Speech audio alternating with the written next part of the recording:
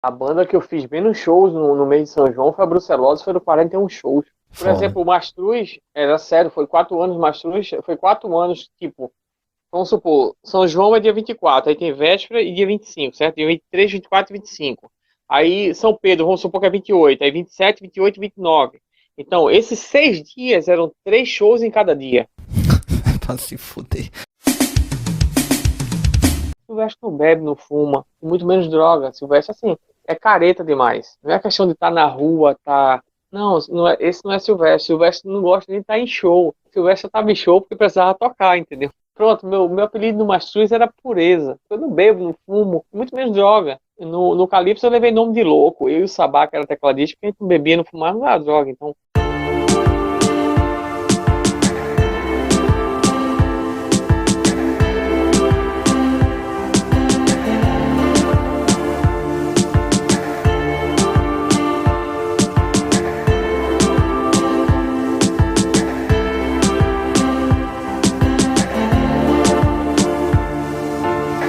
Repercuta, podcast sobre bateria, música, arte e comportamento.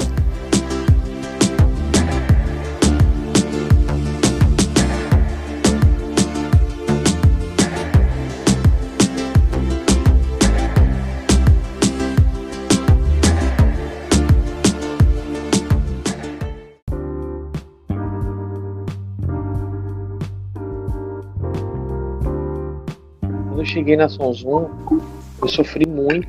E alguns, tá vendo pra que isso? Gente, tô ganhando menos aqui. Mas eu tenho um objetivo. É só botar pessoas qualificadas e vai fazer o que eu faço. Acabou. Não tem problema. Quando eu cheguei naquela questão dos quartos que eu falei, eu fui tocar com o Balaio de Gato na quarta-feira, isso à noite. Cheguei, dormi e quando foi de manhã cedo tinha um ensaio. Era 8 horas da manhã o ensaio. E quando souberam que eu ia pro Balaio de Gatos, aí quando eu fui ensaiar no outro dia, na quinta-feira, porque ia viajar na quinta-noite, tinha que ensaiar para tocar. Do diretor ao zelador, tava todo mundo lá no ensaio. Porque tinha vindo o cara de Recife, e era um cara que tu tinha tocado isso, tinha tocado aquilo, que... E assim que eu cheguei lá para tocar, para ensaiar, eu toquei o baterista que veio de Recife, eu disse, sou eu. Aí ele olhou para mim e fez, magro desse jeito? Vai tocar comigo não. Se quiser tocar na segunda turma, e olhe lá, dessa forma, curto e grosso. Aí o Trigueiro fez, não confia no baterista doidinho não, Neto. Mas Deus sabe o que faz. E eu engoli aquilo. Eu disse, não, eu tô aqui, eu vim com um objetivo e vou tentar chegar no meu objetivo. Viajei com a banda e cheguei de volta na segunda-feira. Quando eu cheguei na segunda-feira de volta, Carlinhos Ferreira tava lá, disse, olha, eu quero falar com você. Aí ele se apresentou, sou Carlos Ferreira, eu produzo aqui com o Ferreira Filho, Ferreira Filho e eu. Eu vi você tocando e a gente precisa de um baterista para estar no estúdio direto. Assim, na minha concepção, você dá certo isso aqui. Você já costuma gravar? Eu disse, olha. Aí eu falei, eu gravo os povos em Recife, para Portugal, tudo isso eu gravo. Aí foi quando eu veio o Capital do Sol para gravar. Aí gravei Capital do Sol, daí por diante pronto. Por aí, 95, 96, mais ou menos. Depois eu vim para Recife de novo, para Brucelose. Gilson Neto me chamou para ir para Brucelose. Só que aí, quando eu disse voltar para Recife, o que eu pensei? Pô, o Silvestre agora tá gravando Mastruz. Então aquele forró pegou naquela época. Quando eu voltei para Recife, dito feito, tudo que era forró, fui eu que gravei. Tem banda que eu nem lembro que tinha gravado, eu nem lembrava que eu tinha gravado, tem banda que eu nem sei que gravei e gravei. Quando eu tive a chance de assumir a bateria da Calypso, Guiximier, então que assim, eu disse, resolva o problema de Gilquinho. Eu vim para aqui tocar percussão, bateria só São João e coisa. A hora que ele voltar, que ele fizer o tratamento dele, se cuidar, voltar, o lugar é dele. Só não bota ninguém no meu lugar. E nisso, Diego, eu tô falando isso aqui vai ficar no seu canal, eu vou passar para todo mundo. Diego pode confirmar isso, o baixista, que é produtor da Joelma. Ele tava no banheiro, não tinha visto. Ele disse, pô, tu abriu mão de assumir a bateria. Qual instrumento tu gosta de tocar? Eu amo bateria. Percussão sempre foi segundo plano para mim. Então, assim, ele disse, pô, mas tu deixou de assumir uma banda feita Calypso, porque eu disse, eu não queria, eu queria que ele fizesse o mesmo por mim, se fosse ele no meu lugar. Qualquer gravação que eu fizesse, se for de graça, se for o maior dinheiro do mundo, eu vou tocar do mesmo jeito. A minha felicidade fora, a minha realização, como eu posso, material, é outra história. Se eu vou conseguir um dinheiro muito bom e vou comprar isso, aquilo, não interessa. Mas é meu nome que tá ali. Quando foi 2001, depois que eu já voltei para Recife, eu fui tocar, já ouviu falar Labaredas, né? Sim, eu demais, cara. Fez parte do meu imaginário aqui, cara. Brasa, Labaredas, tantas outras. Conde, Sobrega, enfim, tantas. Eu gravava tudo isso, mas eu gravava brega, eu gravava mais percussão. Uma coisa ou outra eu gravava bateria. E eu acho que em 99 para 2000 eu fui tocar com Labaredas. E eu lembro que eu fui para tocar em Petrolina e na volta minha ex-esposa disse: "Olha, teu passaporte está preparado aqui que tu vai viajar à noite quando tu chegar com Alcimar Monteiro para a Europa." Eu toquei no Festival Montreux, toquei no Festival Latino-Americano e caramba, eu fui tocar um forró totalmente tradicional. Só que eu sempre procurei dar o meu melhor dentro do espaço que me é dado. E essa viagem para a Europa me abriu um horizonte muito grande na questão de respeito pela cultura, pela nossa cultura, pela música brasileira. Porque o meu pai falava muito, toque de tudo, aprenda de tudo. Até porque quando a Adelson, depois que eu passei a tocar bateria mesmo, que eu estava aqui, sempre que a Adelson não podia fazer com a orquestra, eu ia fazer, já não era meu pai que fazia mais. Você tinha que tocar do brega à ópera, não interessava, você tem que tocar tudo. Eu lembro como se fosse hoje, tinha uma viagem no mundo, no final, o final do baile era uma viagem, uma volta ao mundo. Aí ele falava, agora nós vamos dar uma volta ao mundo, aí saía. Aí começava, vamos supor, da Argentina, ia passando vários países, até chegar no Brasil de volta. Então tocava música japonesa, australiana, música espanhola, tudo. Você tocava polca, rasqueado, você tocava passo doble, você tocava tudo, valsa, tudo. Tocava Beatles, você tocava até chegar e pousou, e agora, chegando no Rio de Janeiro, aí vinha o samba. Do Rio de Janeiro, nada melhor do que chegar na nossa terra natal, chegar em Recife, tocar a Duda no Frevo e depois Vassourinha. Terminava dessa forma. Então você tocava. Então meu pai sempre pegou no meu pé e ele pegava no pé do seguinte: não é escutar uma música desse estilo, não. É escutar o estilo, porque uma coisa é você copiar o que está aqui, outra coisa é você sentir aquilo. A partir do momento Exato. que você começa a absorver, eu vou tocar samba, aí eu vou escutar, será, Juri Moreira, eu vou escutar Cláudio Infante, eu vou escutar Camilo Mariano. Então, você vai absorver um pouquinho da leitura de cada um, você começa a ter a leitura daquele estilo. Então, meu pai fazia isso comigo. E até então, não vou mentir para você, eu não ligava para maracatu, por isso que eu dou o maior valor ao Augusto Silva. Ele vestiu essa camisa e abraçou até hoje. E eu não ligava para maracatu, frevo, eu tocava porque eu tinha que tocar. E quando eu fui pro Festival Latino-Americano, eu me preocupava, queria tocar, o pessoal tocava fora. Mas só quando eu cheguei no Festival do Montreux, eu disse, caramba, eu tô vendo as pessoas que eu sempre via de videocassete aqui, cara. Os maiores músicos do mundo estão aqui. E o que é que eu tô fazendo aqui? E eu fui tocar o forró mais simples do mundo. E o forró do Alcimar, a maioria... Tum, tca, tum, tca. Mas vê como são as coisas. O Alcimar, ele tem um preconceito com o Mastruz, coisa que o Mastruz não tá nem aí pra ele. Era isso que eu te perguntasse, velho. Por exemplo, Alcimar é um símbolo nesse sentido, né? Desse certo conflito, desse certo atrito do forró estilizado, mais atual, pro antigo. Usando ele de exemplo, já sentou pra conversar com ele, alguma coisa desse tipo, com relação a esse assunto? Nossa, e quando eu fui tocar com ele, porque o baterista dele era Jair, tava 1000 anos luz com ele. Só que Jair teve um problema pessoal e não pôde ir para essa viagem. E quem foi, fui eu, essa viagem com o Alcimar. Sem conhecer o Diga repertório aí. dele, sem nada. Sem saber de nada. Mas minha vida tem muito disso. Nisso, a percepção musical que eu tive no conservatório, a leitura musical que eu tive em estúdio me ajudou muito, porque eu toquei no Mastruz a primeira vez, eu só gravava lá na Sonzum, eu tinha saído do Balaio de Gato e gravava e tocava com Marinês e Luiz Fidelis. Por isso que eu digo, é muita história para me contar. Eu fazia Marinês e Luiz Fidelis nos finais de semana e tocava no meio de semana dentro do estúdio. E de repente o Arthur adoeceu. E o Ferreira disse: olha, arruma tuas coisas hoje, tu vai viajar com o Mastruz hoje. Eu disse: como é a história? Você vai viajar com o Mastruz hoje, que o Arthur adoeceu. Eu disse: mas não tem um menino da segunda turma? Não, não, é você que vai fazer. Eu fui tocar com o Mastruz sem saber, só sabia meu vaqueiro e meu peão. Eu sabia que o Mastruz tocava. O resto é o Faísca que foi me passando de ouvido, e foi me passando, e disse: é assim, acabou. Eu fui tocando, fiz o primeiro show, fiz o segundo, o terceiro eu já estava fazendo sozinho. E quando eu estava viajando com Labaredas, que vim para viajar com Alcimar, fui-me embora com Alcimar, Quando eu vim da Som Zoom, eu disse, pô, agora consegui abrir o meu espaço, o espaço que eu sempre sonhei, de gravar a bateria. E era o ritmo do momento. Então tudo era Silvestre gravar, Brucelose, Capim com Mel, Calcinha já veio depois, mas Magnífico, tudo. O que aconteceu? Aí Alcimar chegou e disse, olha, eu não suporto Mastruz com Leite. E ele me chamou pessoalmente. Eu não quero nada daquela batida de Mastruz com Leite aqui. Que a levada de Alcimar é o forró mais simples do mundo, que é só uma no pedal, é o forró que a bateria toca para percussão. O baterista toca para o zabumbeiro, entendeu? Quem faz o desenho é o zabumba. Então a bateria tem que tocar totalmente limpa. Tem uma grande diferença de você tocar para percussão e a percussão tocar para você. Hoje eu não vejo mais essa questão. Tá muito cada um por si. É tudo, em tudo não, mas eu estou falando na linha forró. Então, o que aconteceu? E Fosquinho, nunca esqueço disso, sou muito grato. Chama Silvestre. Se liga, aproximar, que ele sempre olha para trás, para a bateria. Então, quando ele olhar, tu tira a nota do caixa. Porque ele acha que aquela nota do caixa, quem usa o caixa no forró, é Mastruz com Leite. E ele não quer no forró dele, mas ele quer escutar. Tum, tá, tum, tá, tum, tá. Como é que eu vou fazer esse tum, tá, tum, tá?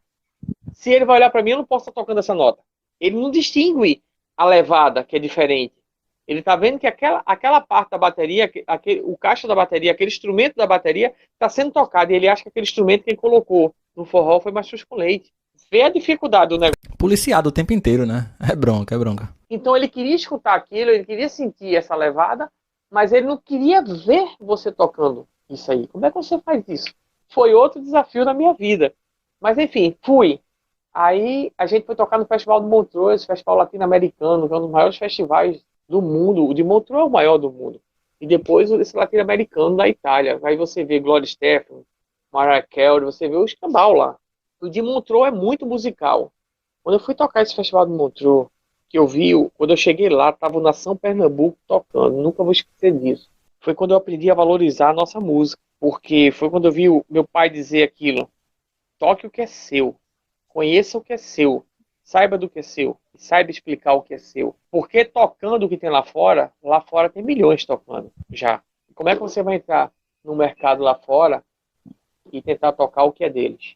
E quando eu fui no Festival do Montreux e você tocar um forró simples desse, sabe, que eu olhei assim, caramba, eu vou tocar esse forrozinho aqui, esses caras que engolem o instrumento, e os caras parar para ver você tocando, os caras pararem para ver o Nação Pernambuco tocando, aquilo me arrepiou, os caras vibrarem, não só músico, mas a plateia vibrar com a Nação Pernambuco. Eu fui para uma loja nos Estados Unidos, Jade, como é o nome da loja? Guitar Play. Caramba, eu apontava a bateria e os caras desceram a bateria para tu tocar. E você olhar assim, e agora? Velho, vai tocar frevo, vai tocar samba, vai tocar forró, vai tocar baião. E o pessoal diz, se vai estar falando baião, forró é forró, baião é baião, shot é shot, chachado é chachado. Tá tudo dentro daquela nomenclatura que chama forró, daquela conjuntura, daquela palavra forró. Vai tocar isso que os caras, a loja para te ver tocar. É o que te torna único, né, Silvestre? No mundo. É perfeito. Único.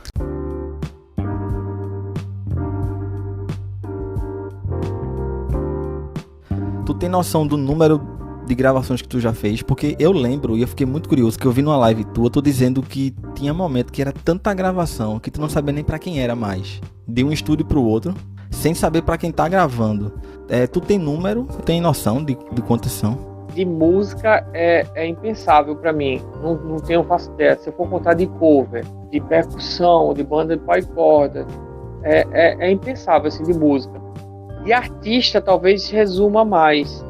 Mas tem muitos que eu não sei mais que eu gravei. Então tem muita gente que eu não sei, mas eu não lembro. Como você falou Franca Guiar agora, eu não lembrava. E lembrei que foi até um ano de Copa. Caramba. Que 2006 foi. Eu gravei Franca Guiar, uma música diretamente direcionada para a Copa, por sinal, daquele ano.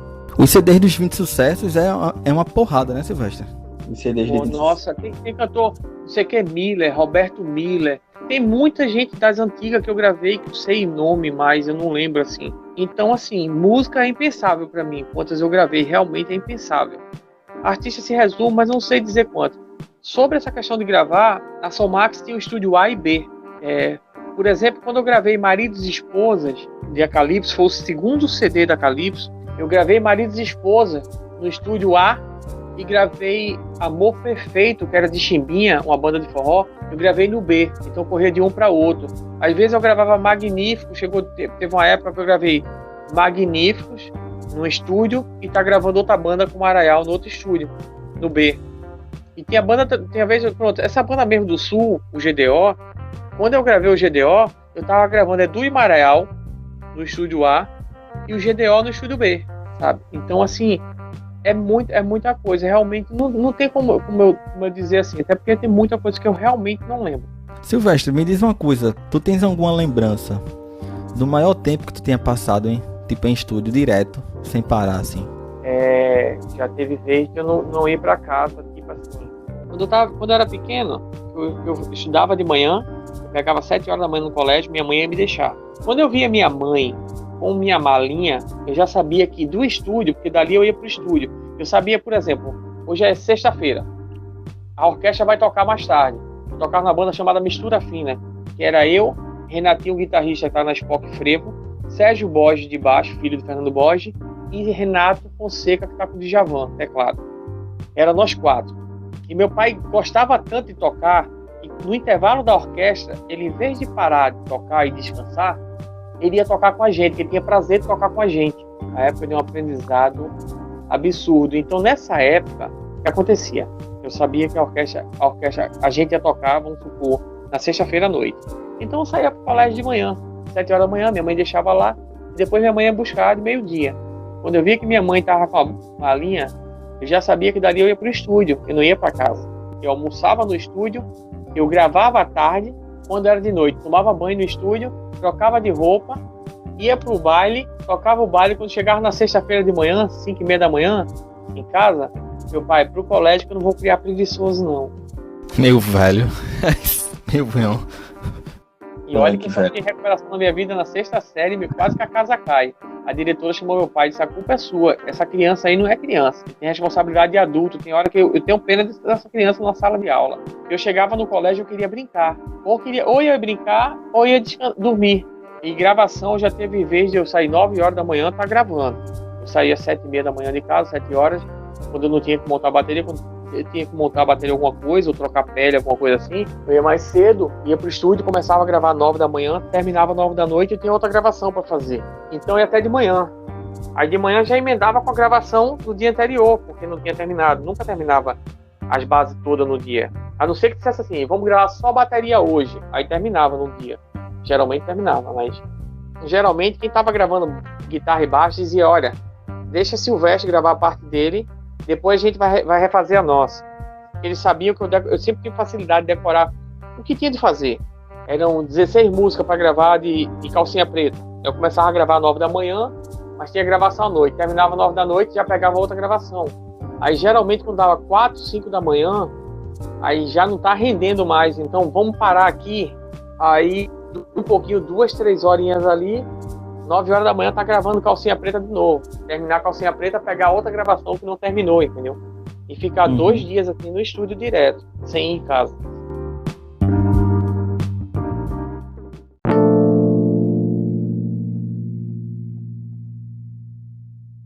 Correto. Mas as mudanças que o Mastruz teve, eu não vi o Mastruz progredir, eu vi o Mastruz regredir. E eu sinto uma pena por isso, porque Mastruz para mim foi a máquina de tudo isso, desse movimento do forró estilizado. Então, eu acho que o Mastruz podia estar num patamar muito melhor, mas isso é só uma impressão que eu tenho. E o Calypso, quando eu fui para Calypso, o Chimbinha é um cara que me ligava direto. E aí, tá bem aí, quando eu estava no GDO. E quando eu disse, eu estou voltando para Recife, ele disse: não quer ir para Calypso, não? Eu disse: pode ser, mas eu preciso ver meus pais. Fazia muito tempo que eu não via meus pais. Passei muito tempo longe, meus pais foram 2 em Florianópolis, eu não tinha tempo de voltar em Recife.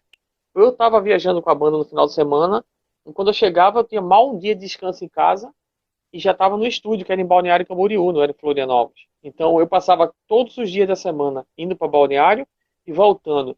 Porque além do GDO, eu produzia Turbinados de Forró, que é do dono da Alta Diniz, Marco Aurélio, que é dono da Alta Diniz lá. E quando eu entrei na Calypso, assim, foi um clima não gosto nem de entrar em detalhes, porque assim, quando eu falo, até meu humor muda, assim, nem o Uhum. humor, o astral muda. Foi muito pesado, assim. Por mais que eu tivesse toda a experiência que eu tinha já, quando eu fui para Calypso, foi em 2008. Eu já tinha uma estrada muito grande. Mas eu não pensei que. Eu já tinha passado pelo Mastruz, passado algumas situações no Mastruz que eu olhei assim: cara, não faz isso, tá prejudicando a banda, não tá prejudicando a mim. Eu vou tocar de qualquer jeito aqui, mas vai prejudicar o som da banda, vai prejudicar a banda. Do dono da banda chegar e dizer: olhe, eu não suporto esse jeito de tocar, tanto faz você tocando ou meu bigu batendo na bateria e o povo dançando. O bigu é o carregador de caixa. Então, esses seus patrocínios, porque em Patos, por exemplo, eu fui dar uma entrevista na Globo de Patos, que estava fazendo a cobertura do São João lá. Os caras ficaram doidos como é que eu tocava forró com aquela bateria. Eu uso dois bumbos. Ah, se o Silvestre toca heavy metal, eu só posso usar dois bumbos se eu tocar heavy metal? As minhas frases são muitas frases com pedal duplo. E em vez de pedal duplo, eu posso usar os dois bumbos. Sou eu que estou usando, sou eu que me sinto bem assim. Enfim, e a Globo fui dar entrevista e alguém buzinou para o Emanuel que as marcas que eu usava, inclusive foi ali que eu conheci o Aquiles, naquela época, porque eu fui fazer um workshop do N-DOS da ADA, e que eu fiz assim, caramba, eu vou tocar com Aquiles Priest, eu vou tocar com Walter Lopes, com Maurício Leite e Albini Fantozzi. Caras que eu olhava assim e disse, caramba. Aí eu disse, Carlos, que eu vou tocar com eles? Você vai tocar o que te trouxe para a marca. E o cara chegou para mim, o Emanuel disse, minha bateria atrapalhava o Mastruz para ele. Então, as minhas marcas teriam que pagar o Mastruz se eu quisesse. As marcas que eu tinha, ou então eu cancelasse aquilo, senão eu estava fora do Mastruz. Quando eu disse, o Mastruz é seu, você pode bater suas contas. E quando eu cheguei na Já, Calypso, voltando para Calypso, o Chimbinha na primeira noite, ele me ligava direto, a cada 2, 3 meses. Quando eu disse que aceitava ir para a banda, ele disse, então ligue para Paulinha quando você quiser encontrar a banda. O dia que você quiser encontrar, ligue para ela, vai tirar sua passagem sem conta. E assim foi. Quando eu cheguei lá, disseram, as coisas são diferentes. Tu era músico de estúdio, tu agora é funcionário da banda. As coisas mudam um pouco. Caramba, eu disse, achei exagero. Mas, enfim, eu não tive contato nenhum com os artistas na primeira noite. E passei meses, assim, sem ter contato. Acho que uns 2 meses que eu tava na banda, o Chimbinha me perguntar o que é que eu tava achando. Isso pra mim foi meio que um choque, sabe? A pessoa fala comigo direto, vem tocar na minha banda, vem tocar na minha banda, vem tocar comigo, pô, me trata de uma forma, e eu chego na tua banda e tu não fala comigo, estranho pra mim. E então começou a acontecer várias coisas ali dentro que eu olhava assim, como nessa situação do Juquinha, por exemplo. Quando aconteceu essa questão do Juquinha, de tirar o Juquinha, o Chimbinha chegou para mim e perguntou se podia confiar em mim, de que eu não ia deixar a banda na mão.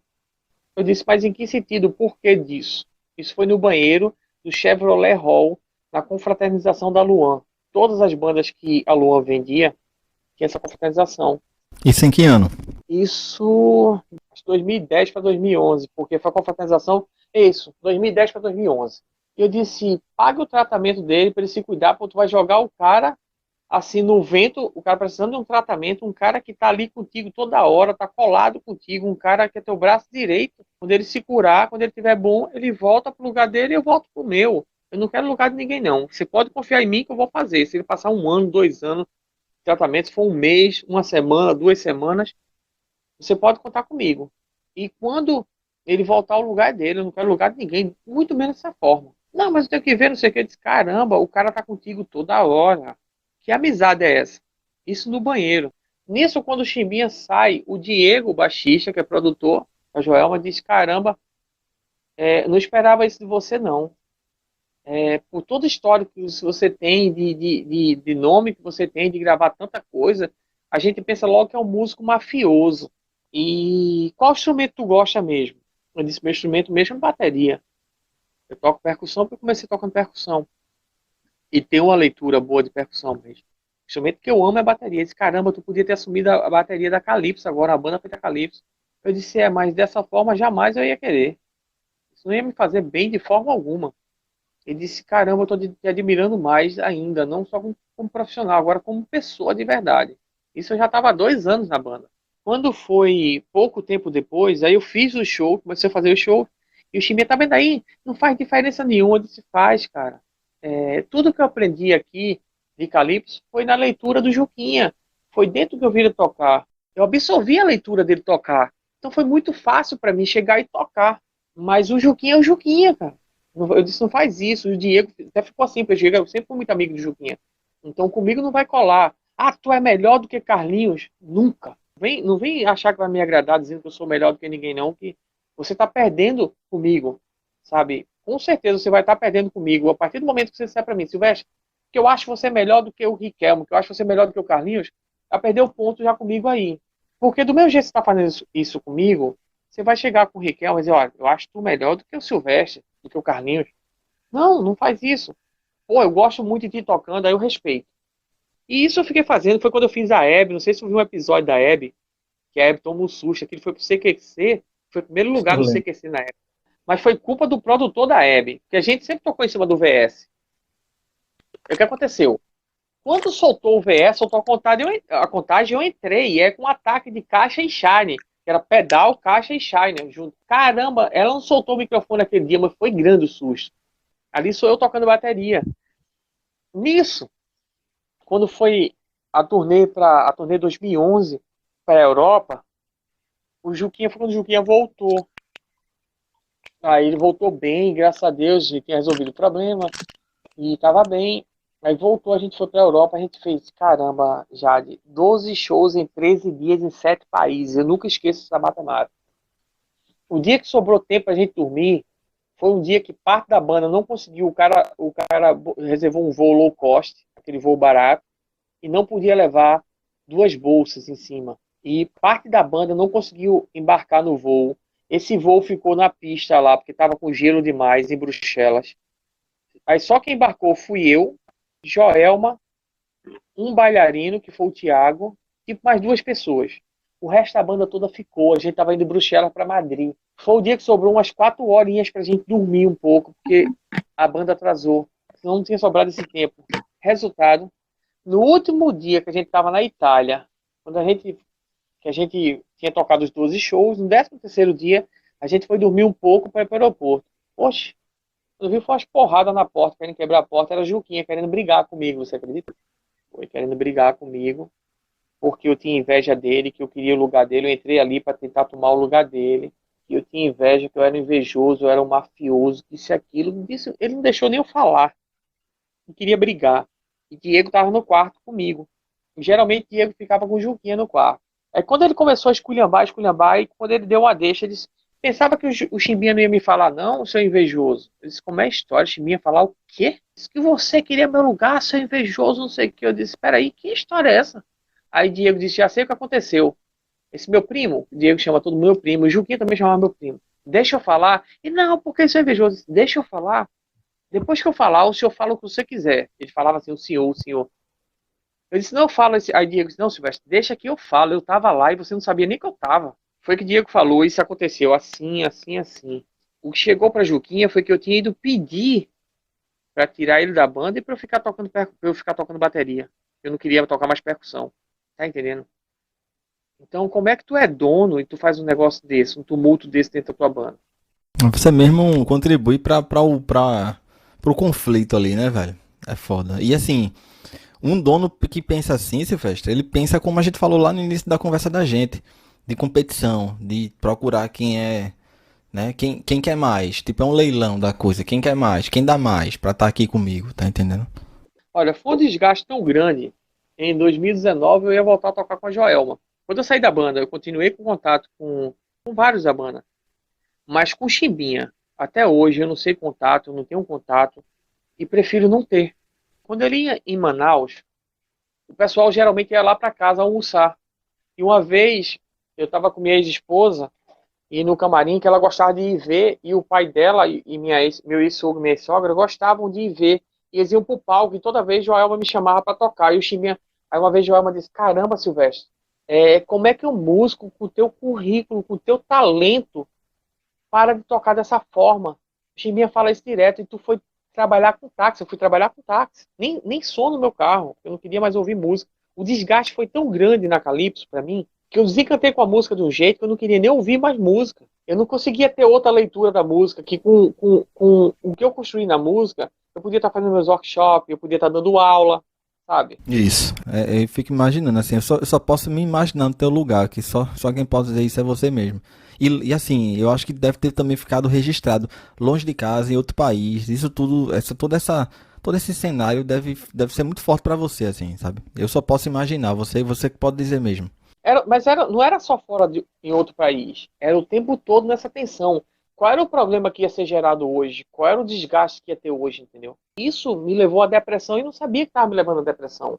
Eu não conseguia ter outra leitura, eu não aceitava mais música. Eu fui trabalhar com táxi. Não te merecendo táxi não, tá?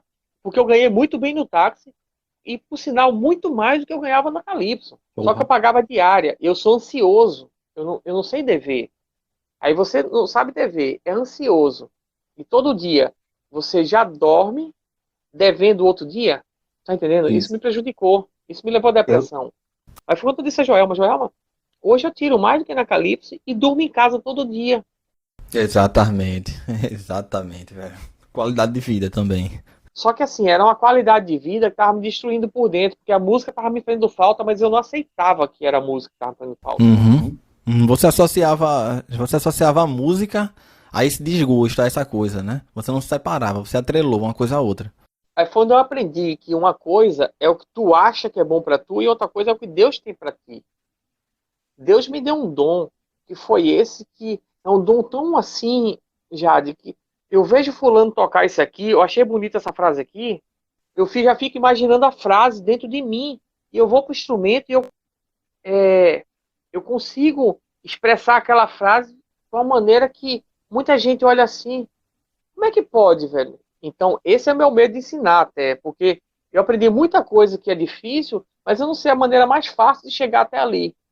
Eu sei como fazer, mas a maneira didática mais fácil eu não sei.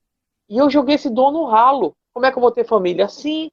Isso e aquilo. Eu não via que eu podia pegar esse dom e estar dando o meu depoimento, uma palestra, a palavra que eu tenho, a experiência que eu tenho, passar. Isso, como o Carlos Bala falou, às vezes você conversando, você passa muito mais coisas, você abre a mente de um aluno ou de um músico, muito mais do que às vezes passando alguma técnica ali.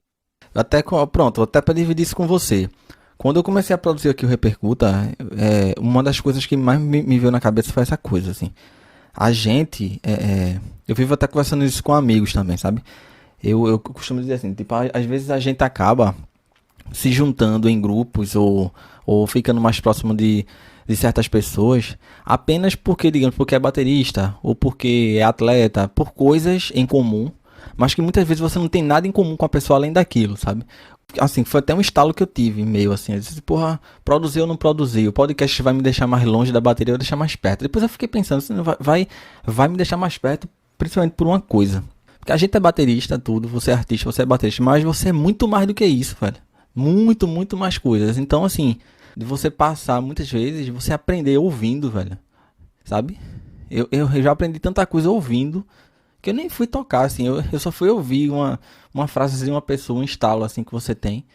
Então, a gente tem muito mais a oferecer do que... Parece que você tá botando de lado a música, mas não é, sabe?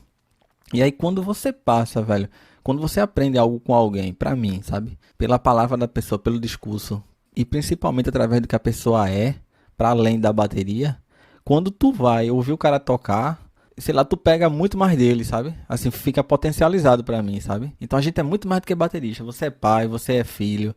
Tem muito mais coisas aí, muito mais ingredientes que influenciam no teu baterista. Sim, sim, é verdade, assim, você vê com outro brilho, você vê com outros olhos, porque você vê o lado humano, sabe? Às vezes é esquecido. Você sabendo que eu passei isso aqui, dessa forma, a dificuldade, a questão de respeitar, fazer o teu melhor dentro daquele espaço que é dado. Então, eu tô te dando na tua mão dificuldades que tu não precisa passar. Respeitar, por exemplo, eu chego numa banda, agora, o cara fala, tu vai produzir a banda, mas caramba, tem um cara que tá 15 anos ali, outro tá 12, outro tá 10. Eu vou ter que saber, eu vou ter que ter uma forma de falar com você. Nem a banda vai crescer, nem você vai crescer, ninguém cresce. Vai estacionar aquilo ali, mas se você não souber aprimorar esse teu valor e agregar ele com os outros, tu sozinho não vai fazer nada, então tu vai ser nada. Repercuta, né? E assim, uma experiência importantíssima para tu. Se você quiser dividir com a gente também essa questão da tua cirurgia, a tua questão de saúde, como é que aconteceu? Tenho o maior orgulho disso, porque eu vejo muita gente desistindo, Jade, por pouca coisa. O maior problema do mundo, para mim, é o meu, porque tá em mim, o meu calo vai apertar em mim, não vai apertar em você. Jesus sabia que ia passar o Calvário, sabia que ia para a cruz, ele sabia daquilo, ele sabia que Judas ia trair ele. Mas ele passou, ele não se omitiu de passar. Então, a gente está aqui para passar provações. Jesus foi o único puro que teve nesse plano aqui. Filho de Deus, assim, um simples mortal. A primeira provação que eu passar, eu vou desistir de tudo do mundo. Isso eu aprendi da pior forma possível. Eu desisti da música, aquilo que eu disse. Uma coisa é tu acreditar em Deus, outra coisa é tu desafiar Deus. Deus chega para tu e diz assim, Jade, não passa por aqui, manda alguém. Ele manda um anjo da guarda teu. Aí tu vai, não, mas eu tenho fé em Deus, eu vou passar por ali. Então, às vezes, a gente quer uma coisa pra gente, mas Deus tem outra preparada. Então, bate naquilo que eu falei, Deus me deu um dom. Não é só o nome que meu pai tinha, foi o que eu consegui construir dentro disso, do espaço. Eu fugi do meu pai, eu fugi do nome do meu pai. Eu fui para outra área, eu fui para outro lado. De repente, eu disse, não, eu tenho que sair da música, não vou ter família nunca.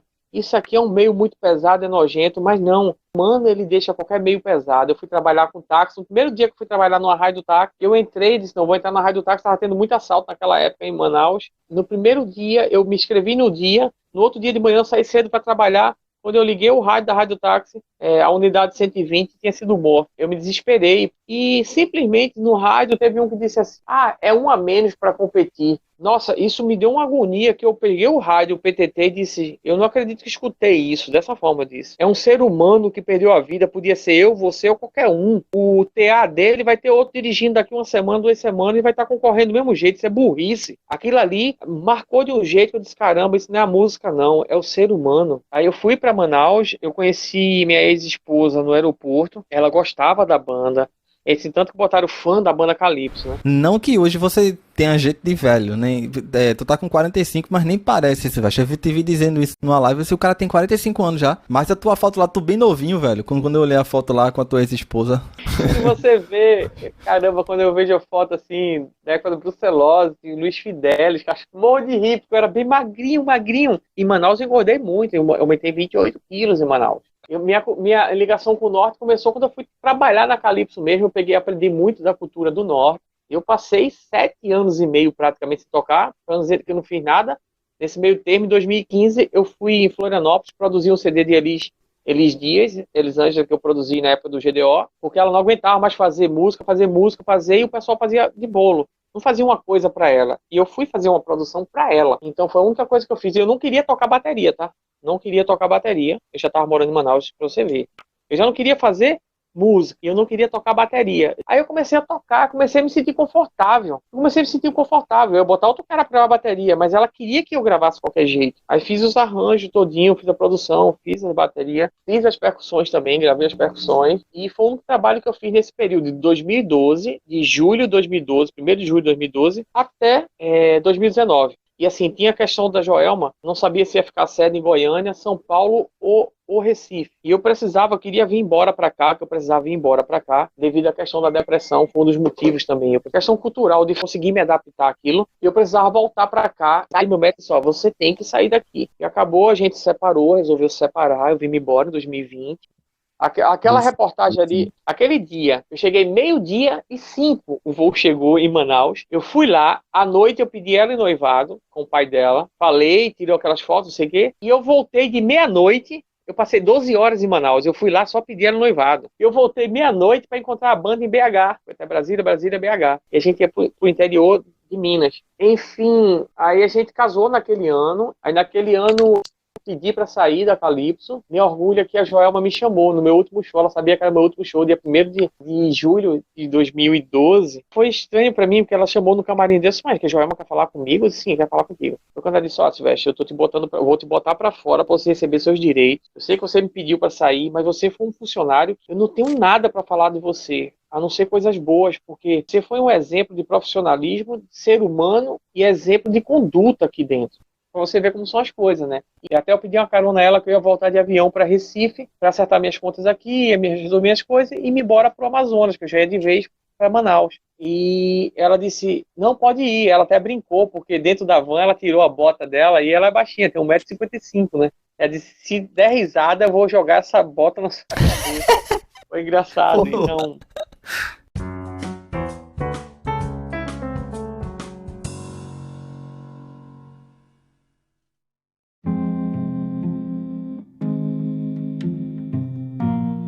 Descontava a minha ansiedade na comida. A depressão me fazia descontar na comida. Eu lembro que em 2015, o Dr. Valfredo, que é um potiguar que morava em Manaus há muito tempo, ele viu meu exame e disse, rapaz, tem que baixar esse colesterol. Quando foi em 2018, eu vim pra cá com minha ex-esposa, meu ex-sogro e minha ex-sogra. Porque meu ex-sogro, toda vez que ia pra Caruaru, pra Toritama, eles guardavam a grana para comprar roupa aqui. Eu disse, gente, vocês vão lá. Já faz vários anos que a gente vem aqui e eu boto no mapa aqui, vocês vão, porque eu não tô aguentando, eu não tô bem. E quando eu fui pro médico, comecei a cansar. Eu não aguentava botar minha filha no braço, que eu cansava. Perdia fala, cansava, agonia no peito, queimou no peito, dor no peito. Quando eu cheguei no médico, ele passou um eco, um eletro e um teste de esteira. Eu fiz o teste de esteira morrendo, cansando, mas eu consegui fazer. A minha pressão arterial é boa. Aí eu saí da sala, fui para espera de novo, fiquei esperando a hora do eletro ou do eco. Estavam os dois marcados também para aquela mesma tarde. Quando a doutora do eletro me chamou, botou as coisas, começou a fazer o eletro, ela olhou para mim e fez, você fez algum exame? Eu disse, fiz. Ela disse, qual exame? Eu disse, um teste de esteira. Aí ela olhou para mim e fez, deu o quê? Eu disse, como assim deu o quê? Disse, deu alguma alteração, alguma coisa? Eu disse, não deu nada, deu normal. Ela fez normal. Eu disse, tá acontecendo alguma coisa? Eu disse, não, deu uma alteraçãozinha aqui. Faz o eco vai dizer se tem alguma coisa, se tá certo, porque se o teste de esteira deu bom, então pode ser algum erro aqui. Quando ele botou aquele negócio do eco aqui no meu peito, ele disse, você infartou quando? Eu disse, como é a história? Teve, não teve? Ele disse, olha aqui, olha, tá vendo isso aqui, ó? Aqui em cima do seu coração, tá vendo que essa parte não mexe? Eu disse, tô. Pronto, isso aqui foi um infarto, é uma lesão pequena, mas é uma lesão. Essa parte aqui tá morta, ela não mexe. Tá vendo que as paredes aqui tudo se mexe? Eu disse, tô. Essa parte de cima aqui não mexe. Eu disse, tá acontecendo alguma coisa? Eu disse, não, porque assim, você já teve um infarto, mas eu não tô falando nem pelo infarto. Pelo infarto você podia fazer o teste de novo, você ia readapta. Mas você tá com baixo fluxo sanguíneo, mas não baixo, você tá muito baixo seu fluxo sanguíneo. Tipo, era pra estar no mínimo 52 e o meu tava em 38. Eu disse, eu não sei como você conseguiu fazer esse teste de esteira aqui, porque pelo fluxo sanguíneo que você tem aqui, você era ou tinha desmaiado, ou tinha parado, ou tinha infartado. O meu médico era o Dr. Luiz Alberto Saraiva. Ele disse, oxe, tem uma contradição aqui. Tem 2 exames que tá dizendo que você tá com problema e um tá dizendo que você tá bem. Só tem um jeito de descobrir isso aqui. Um cateterismo. Pra ver o que tem aí dentro, certo? Aí fui fazer o cateterismo. Naquela manhã, como minha filha toda de manhã ela chorava, quando eu ia sair, eu não dei um abraço nela naquele dia. Eu deixei ela na casa da minha ex-sogra. Eu disse à minha ex-esposa, olha, eu vou ter que ficar 6 horas de repouso. E a minha ex-esposa foi comigo, né? Eu disse, como eu vou ter que ficar 6 horas de repouso, deixa a Júlia aí, porque senão ela vai chorar quando eu ver saindo. Ela não podia ir para o hospital, porque ela não podia entrar onde eu ia fazer o cateterismo, na hemodinâmica. Então, deixa ela aí com tua mãe, e eu não vou entrar não, porque senão se eu for abraçar ela, beijar, ela vai saber que eu vou sair, ela vai começar a chorar. Aí minha ex foi deixar ela com a mãe dela, deixou lá dentro, e eu não dei um beijo na minha filha, pela primeira vez naquele dia, desde que minha filha tinha nascido. 3 anos. 3 anos e meio. Por Deus, não foi 5 minutos de exame. O exame em si não demorou 5 minutos. Ele fez, tem os entupimentozinhos aqui. Até aí pra mim tudo normal. Tem os entupimentozinhos, vão me dar um medicamento pra desentupir esse negócio. Se desse pra eu fazer por aqui, eu faria logo por aqui e você ficaria livre. Mas não dá pra fazer por aqui. Até então eu não entendia porque não dava pra fazer por ali. Eu disse, doutor. Ele disse, não dá não pra fazer não, mas foi o seguinte, eu vou conversar com o seu médico. Vocês decidem o que fazer. Se eu fosse você, eu fazia uma cirurgiazinha e saia daqui bom. Disse como é a história. Cirurgia, ele viu que eu me assustei. Eu faria uma cirurgia e saia daqui bom. Como se fosse a coisa mais simples do mundo. Ele falando. Eu disse, eu vou falar com o seu médico, ele vai vir conversar com você e você decide. Se ele vai estar aí, ele disse, poxa, não deu 40 minutos. O doutor Luiz Alberto chegou, Silvestre, aí quando eu olhei era ele. Eu disse, oi doutor, tô aqui. Aí ele olhou pra mim e fez, já encaminhei sua guia de internação, amanhã eu sou cirurgia. Eu disse, como é a história? Eu que decido, porque o seu caso é cirúrgico. Eu disse, aí a lágrima caiu na hora. E, por Deus, eu não tenho medo da morte. Se eu disser a você que eu não tenho medo de uma facada, de um tiro, alguma coisa assim, desse tipo, mas medo da passagem em si, não tem pra onde ninguém fugir. Todo mundo vai ter que passar por isso. Ninguém sabe amanhã. Você pega a pessoa mais doente do mundo e ela dura não sei quantos anos. Quando você pega a pessoa mais sadia do mundo, daqui a pouco um sopro, passou. Verdade. É o futuro de todo mundo, não tem para onde correr. Então, eu aprendi a não ter medo disso. Mas justamente naquele dia, quando ele disse, amanhã é sua cirurgia, e eu disse, vou abrir meu peito, a primeira coisa que veio na minha cabeça foi minha filha. Justamente naquele dia, eu aprendi da pior forma possível. Ame hoje, beije hoje, porque você não sabe amanhã. E eu só pensei nela, caramba, eu posso não sair daqui. Eu saí daqui, está apagado. E não vou ver mais minha filha. E não dei um beijo nela. Ele olhou para mim e fez assim, por que você está chorando? Eu disse, porque justamente hoje eu resolvi sair de casa sem dar um beijo na minha filha. Foi a primeira vez desde que ela nasceu. Eu só queria dar um beijo nela. Me libere para ir em casa, eu vou na casa da minha sogra, eu vou dar um beijo nela e volto, eu prometo que eu volto. E eu voltaria. Ele disse, não, aqui você está sob cuidados. Eu não posso liberar você para isso porque o seu caso é crítico. Você tem 2 artérias 100% fechadas, uma 99% fechada, e a única que faz alguma coisa, faz seu coração bombear sangue ainda para o seu corpo, 40% fechada, parte 68% fechada e parte 88% fechada. A única que estava funcionando. É por isso que você estava cansando tanto, né, velho? Tava tão cansado. Isso. Ele disse que você pode aqui apagar com um pacote de arroz que você carregar aqui. Você pode infartar. E ele olhou para mim e fez assim, olha, eu acredito, eu não sou Deus. Eu não posso dizer o que vai ser daqui a pouco ou amanhã. Mas eu acredito que ele tem um propósito na tua vida, porque se ele quisesse você morto, você estaria morto. Um infarto na sua idade é muito raro sobreviver. Em cada 10, 1 ou 2 talvez sobreviva. Talvez. Porque para o homem, até 50 anos, o infarto geralmente é fulminante. É muito raro o cara conseguir sobreviver até os 50 anos. Depois de 50, o músculo cardíaco ele muda e ele consegue absorver melhor a questão do infarto. E Deus te deu um milagre de você estar aqui, porque no meu tempo todo de medicina, eu nunca vi ninguém chegar para mim nessa condição que você chegou. Eu acredito que Deus que tem um propósito na tua vida, e você vai ver sua filha. Aí a doutora Sandra disse, olha, tá vendo o doutor Luiz Alberto tá falando? Eu vou vir te dar a tua alta, porque Deus tem um propósito na tua vida, você vai ver sua filha. Só veio na minha cabeça, eu só pensava uma coisa, minha filha e uma música que todo dia eu escuto ela, até hoje, desde a minha cirurgia. Fazem 3 anos, todo dia de manhã eu escuto ela, Ressuscita-me, de Aline Barro, não sei se você conhece. Aí tem uma assistente social que foi lá falar comigo, vai ter para ela, quantos dias eu vou ter que passar aqui, dando certo a cirurgia? Ela fez, olha, em média de 10 a 20 dias, às vezes até 10 dias no UTI, e mais ou menos isso de quarto, né? Fisioterapia, tudo. Eu disse, meu Deus, eu vou passar esse tempo todo sem ver minha filha, sem ver a Júlia. Foi pro centro cirúrgico, chegou no andar cirúrgico, cadê a sala da cirurgia? Não estava pronta, a sala aqui era para minha cirurgia. Eu tive que ficar na sala de anestesia, que o pessoal volta da cirurgia, de recuperação da anestesia. Aí eu lembro como se fosse hoje, quando a enfermeira veio, pegou na maca e disse assim, tá pronto? Eu disse, tô. Ali tirou um peso de mim, Jade. Que peso tirou de mim ali? Eu só queria que me apagasse, tirasse aquela ansiedade de mim, só isso. Se eu ia voltar, se eu ia acordar de novo. Tanto que quando chegou no centro cirúrgico, eu cheguei procurando o Dr. Luiz Alberto. E ele viu que eu tava procurando ele e fez assim, Silvestre, Luiz Alberto, eu tô aqui. Aí eu olhei e disse, tá certo. Ele disse, lembra que eu falei ontem? Eu disse, lembro. Ele disse, Deus tá aqui com a gente, vai dar tudo certo. Eu vou pegar seu braço esquerdo aqui, que eu vou ter que fazer um corte, vou dar uma furadinha aqui com uma anestesiazinha. Aí eu senti aquele negócio gelado, né, no braço, aqui no pulso, na verdade. E de repente eu senti um negócio quente, como se estivesse derramando. Aí eu fiz assim, é sangue, doutor. Aí o anestesista, eu acho que ele pensou que eu ficava impressionado com sangue, eu tinha medo de sangue.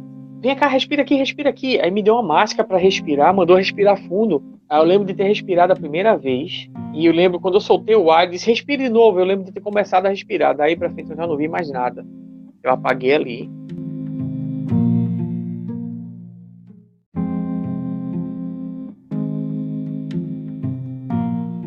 E eu acordei 1h25 da manhã, nunca esqueço essa cena. Eu tava na UTI, tava entubado, né? Porque desentuba, porque quando faz uma cirurgia dessa, tem que parar o coração. Então, tua vida fica em 2 máquinas. Uma é no respirador e a outra é na extracorpórea, que fica circulando teu sangue, que o coração para, tem que parar o coração. E quando eu acordei com muito calor. Aí o que aconteceu? Aí eu tocando o botão para vir ali, para mim, eu tava agoniado. Aí o médico disse, vê o que ele tem. Aí eu pedi para tirar, eu sinalizei que queria que tirasse o tubo, que eu tava agoniado. Quando tirou, ele disse, não, tá boa a saturação dele, tava em 98%. Já tava quase 100%. Eu não tava com cansaço, mas eu tava falando da anestesia ainda, embolado. Eu disse, eu tô com muito calor, tinha alguma coisa muito quente ali. Aí o médico falou, tira o colchão térmico dele, porque quando o teu sangue está passando pela extracorpórea, ela é cheia de gelo. Então, teu sangue tem que ficar na temperatura muito baixa quando ele sai do teu corpo. E quando ele volta do teu corpo, ele tem que voltar à temperatura normal. Então, o que é que eles fazem? Como o sangue vem gelado, eles botam um aquecedor embaixo de ti para tua temperatura voltar ao normal o mais rápido possível. 8 horas da manhã eu estava fazendo fisioterapia do pulmão. Aí eu fiz. Ele disse, quanto mais você fizer, melhor. Mais rápido você sai daqui. Oxe, para que ele disse isso? Eu fiz 1 hora de manhã, 8 da manhã até as 9. De fisioterapia do pulmão. É um negócio que joga o ar para dentro de você. Aí, excelente. Quando foi no outro dia, 6 horas da manhã, eu tive alta da UTI. Para quem podia passar até 10 dias na UTI, pouco mais de 24 horas na UTI. Já fui pro quarto. Quando eu cheguei no quarto, já tinha um fisioterapeuta me esperando. Aí disse, vamos passear. Eu disse, como assim passear? Eu tava cheio de corte na perna, que tiraram essa fenda da perna e abriram meu peito. Isso foi cirurgia cardíaca. Ele disse, o que é que tem? Aí ele foi quando ele me disse, olha, deixa eu dizer uma coisa a você. Tá vendo aquilo ali? Era um papagaio pra fazer xixi, né?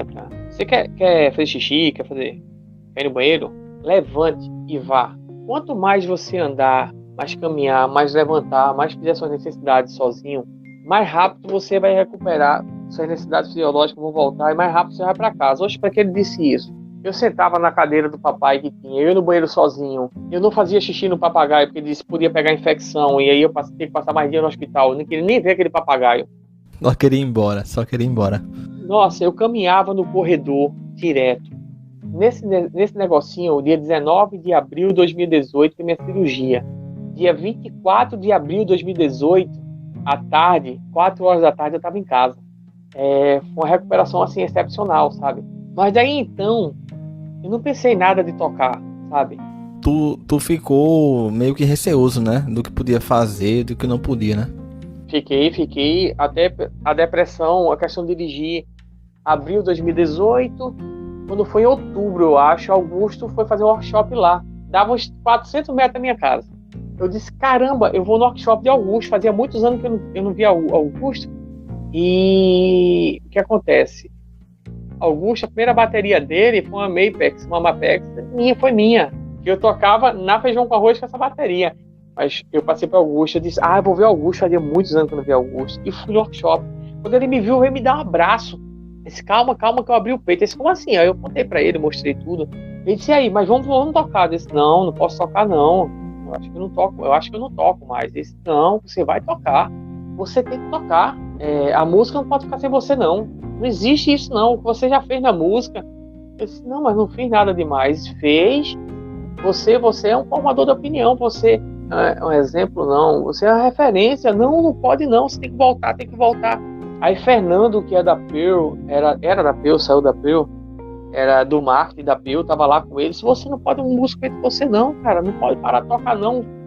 Eu disse, gente, eu vou falar com o meu médico, mas eu acho que não posso voltar a tocar mais, não.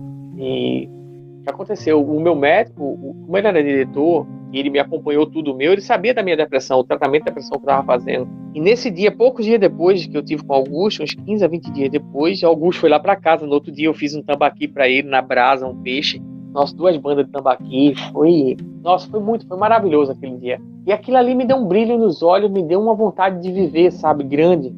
E quando eu fui pro médico, que ele disse, olha, agora você tá livre de mim, é vida que segue, você academia, você pode caminhar, pode correr, vida que segue, só não na alimentação. Tem que cuidar da alimentação. Até hoje tu tem alguma restrição? Tipo, ficou alguma restrição, tanto alimentar como física, coisa que mudou no teu tocar depois disso?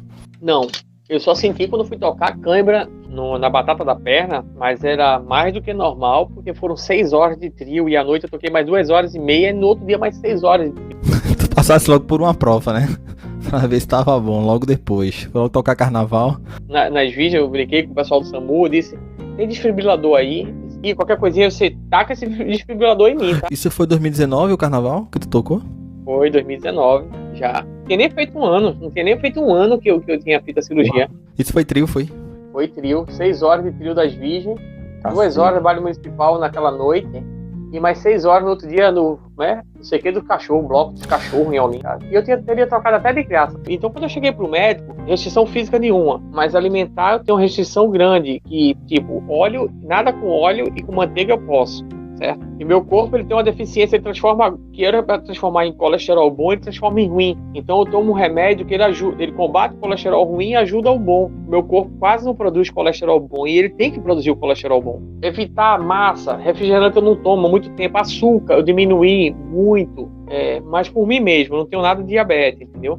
Então, ficou nisso. Aí eu disse a ele, doutor, eu posso voltar a tocar? Eu disse, como assim tocar? Eu disse, eu quero a música, eu toco bateria e percussão, que é um instrumento pesado. Aí ele olhou para mim e fez assim, só de ver esse brilho no seu olhar, você não só pode, como deve.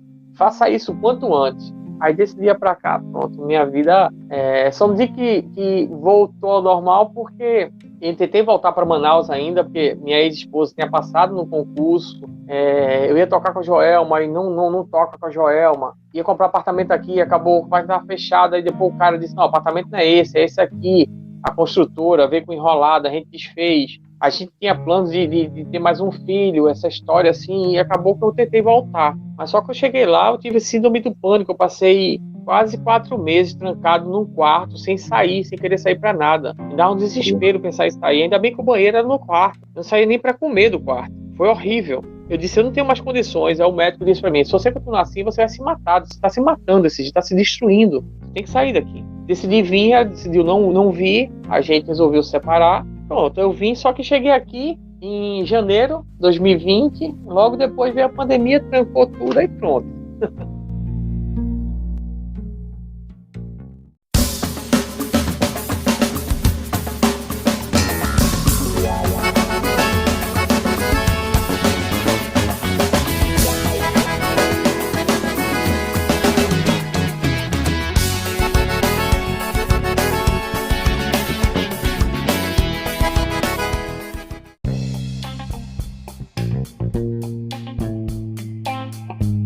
Alguma história mais engraçada, alguma coisa que tu nunca mais esqueça, seja em estúdio ou em show, que tenha acontecido.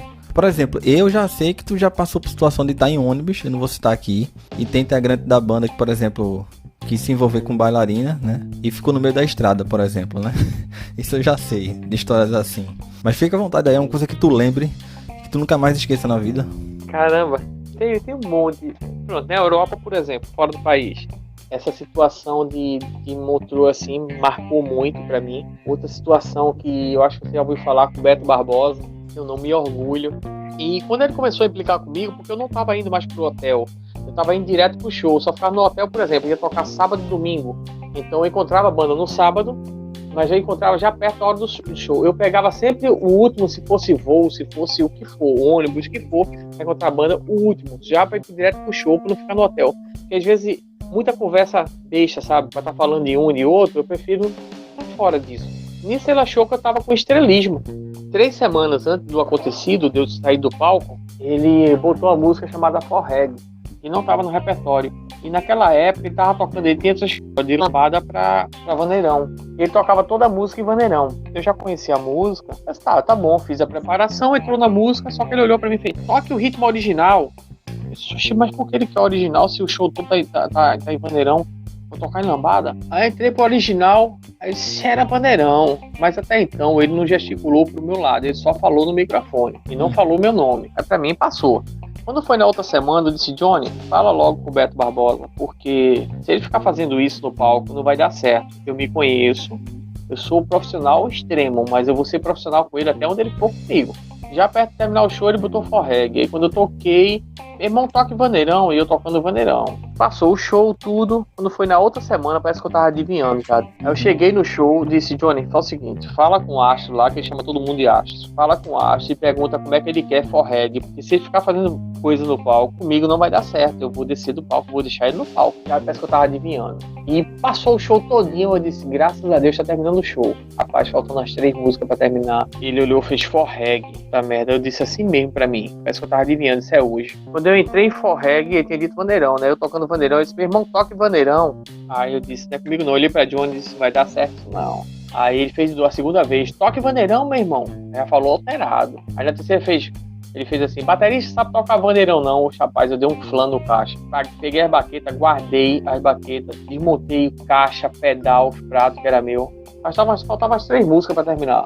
Saiu rápido do palco, Silvestre, ou ficasse ali desmontando na boa? Como é que foi? Não, desmontei normal, mas desmontei rápido porque eu queria sair daquilo ali, porque tava certo. Aí fui pra van, levei minhas coisas pra van. Quando terminou, aí quando eu escutei da van, Manuel, que era percussionista, correu, aí ficou batendo com uma baqueta do lado direito na estante de hi-hat, certo? A mão esquerda ele batia no tambor, no primeiro tom, e chutava o pedal. Rapaz, eu não sei nem o que era isso, nem se era a dança da chuva que ele tava conseguindo tocar ali. Aí Beto olhou e fez, agora minha banda tá com swing. Feia da vida. Eu tava muito puto com aquela situação.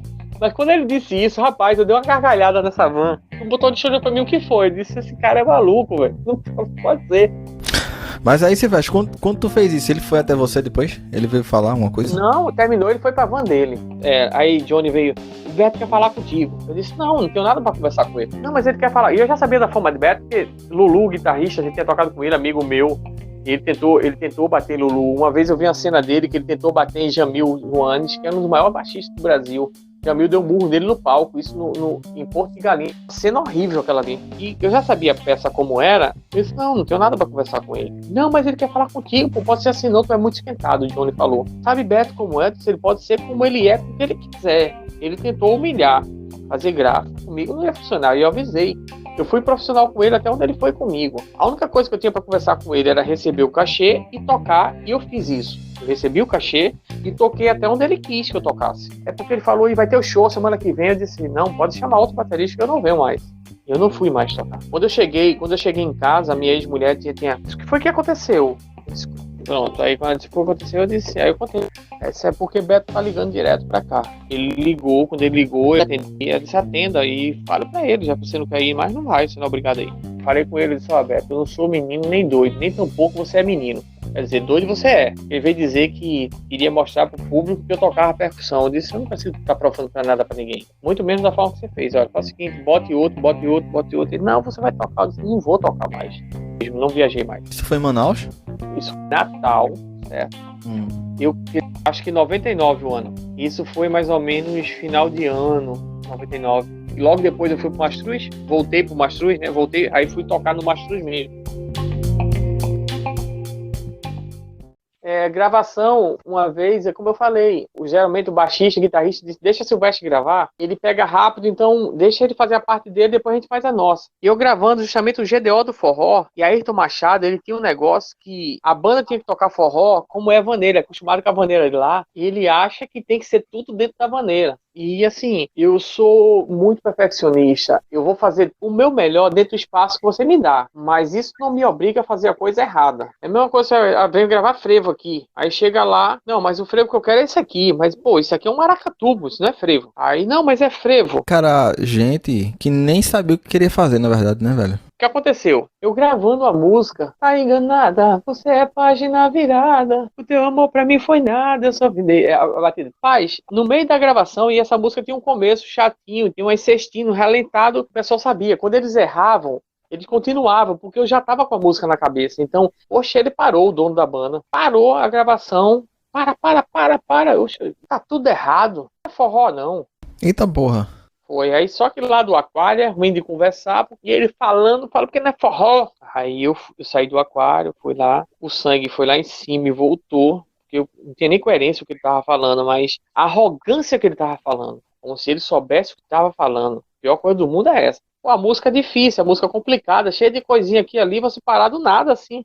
Não, vocês estão tocando forró, isso não é forró não. Não tem marcação nenhuma. Não tem... Caralho. Não tem marcação. Tem que ver o forró do sul, desse forró no sul. Porque nós temos a vaneira lá. E o batera toca com a mão fechada aqui, direto, não tem variação nada. Isso com a arrogância que ele tava falando. Disse, mas tu quer gravar o quê? Se isso que você tá me falando não é forró. Faz o seguinte, pega a tua gravação, leva pro sul e grava lá. Não precisa ter vindo pra cá. Toca a vaneira, então vai lá e toca a vaneira. Ninguém melhor do sul pra fazer isso. Então fazia lá, meu amigo. Isso que a gente toca aqui, isso é forró. E você quer que tipo de forró? De Luiz Gonzaga é o que você quer? Aviões. O que é que você quer? Agora isso que você quer não é forró. Aí isso aí você não vai me obrigar a tocar. Aí, no instante, a educação dele voltou. Aí, quando chegou no Sul, a banda estourou no Sul, tá? Aí, isso eu tenho orgulho, porque os arranjos que eu fiz, as coisas que eu levei pra lá, que ele disse, assim não dá certo, o que dá certo aqui é tipo bonde. O bonde tá bom demais. Já acho já exagerado, mas tá bom. Uma vez a gente tocando em Garopaba, era um show que fizeram, como não tinha lugar pra gente tocar, que era lotado onde a gente tocava, eles fizeram um tablado lá, cercado, e era perto de uma praia, disse que tem uma ventania danada. E eu tava com minha bateria da Ada na época, na bateria grande. Eu sempre tive bateria grande, eu acho que era uma acrílica acoplada na bateria de madeira. E por trás dela ainda havia uma eletrônica. Eu tocava a parte que chamava elétrico, que era os arrastapés, nessa eletrônica. Enfim. E tava passando o som, de repente. Não, tem que ter mais médio, que está muito grave. Um belo dia, chegou no limite. E toda vez que a gente tocava, ele criticava. Ele nunca elogiava. Tava desgastando demais. Aí a gente passando o som e tava lotado de gente na passagem de som nossa. As bandas de lá iam ver a gente tocar, porque a gente tocava totalmente diferente de tudo que tinha lá. Então, cheio de músico, e ele foi se amostrar, ele foi pra mesa de som. Quem tava de técnico era Badia, que era daqui, que toca com o Almir Rush, que faz som com o Almir Rush. Aí quando foi passar o teclado, ele, do mesmo jeito que ele fez no estúdio, para, isso aí, para. A direção musical era toda minha. Eu trabalhava com headset, era sem fio, passava tudo, ó, pula pra tal bloco, pula tal música, para tal música. Eu guiava a banda toda. Então a banda tocava muito justa. Não, que esse teclado tá muito grave. Tem que tirar mais grave do teclado. Eu disse, caramba, bicho, o teclado é flat. E você pedir para tirar o grave do teclado. Eu disse, peraí. Eu pedi para ele esperar um pouco. Fechei o microfone. Tiago, faz de conta que tu tá tocando aí. Aí eu fiz sinal para ele esperar, né? Disse, espera aí. Aí eu fiz sinal, libera o som. Aí liberou o som e disse, toca, Tiago. Aí Tiago tocou, fica à espera de resposta. Disse, aí, o que é que tu acha? Pá, cara, melhorou. Então o negócio de melhorou. Mas ainda fica melhor. Tem que cortar mais um pouquinho desse grave. Beleza. Mas ele não sabia lá na frente que eu tinha mandado fazer de conta. Uhum. Mas eu não aguentava mais aquilo tava desgastando todo mundo pedia assim, pô, tudo era Silvestre, resolve isso, Silvestre. Aí tá, vou resolver agora. Na segunda vez, Thiago, perdi conta, eu disse, tá bom, Thiago, como é que tá? Escuta aí, toca. Aí eu mandei o Thiago tocar, Thiago tocou. Eu disse, para, Thiago, pra eu escutar o que ele tá falando. Aí ele disse, é isso aí, eu não tô falando a você. Tá vendo, vocês têm mania de tocar essas coisas graves demais. Precisa mais de médio. E ele era o cara que mais entendia no mundo. E eu lá sentado na bateria, olhando, cheio de músicos, cheio de gente pra olhar a banda. Gente querendo tirar foto, gente querendo autógrafo. E eu esperei ele falar tudo que ele queria. Ele falou uns 2 minutos. Ele disse, pode me dar o microfone. Me respeita, a direção musical não é minha? E aí, quer dizer que tá bom agora, tá? Aí ele começou o discurso, não, tá bom, beleza, já escutei o que tu falou, só deixa eu te dar um toque aqui. Faz o seguinte, por que tu não fica no escritório recebendo dinheiro, fechando o contrato e recebendo dinheiro? Simplesmente não foi feito nada aqui. Eu só pedi pro Thiago fazer de conta que tava mexendo aqui, só para provar para você que você não entende de nada. Você pode entender de finanças, de vender show, aí eu não discuto com você não. Mas de música você não entende de nada. Já teve aquele problema lá em Recife. Aí eu chego aqui e tenho que aguentar essa espirracinha sua. Médio, tu vai no centro espírita, que vai estar cheio de médium lá. Mas tu desgasta, pô. Tu vem pro show, todo mundo fica mal aqui.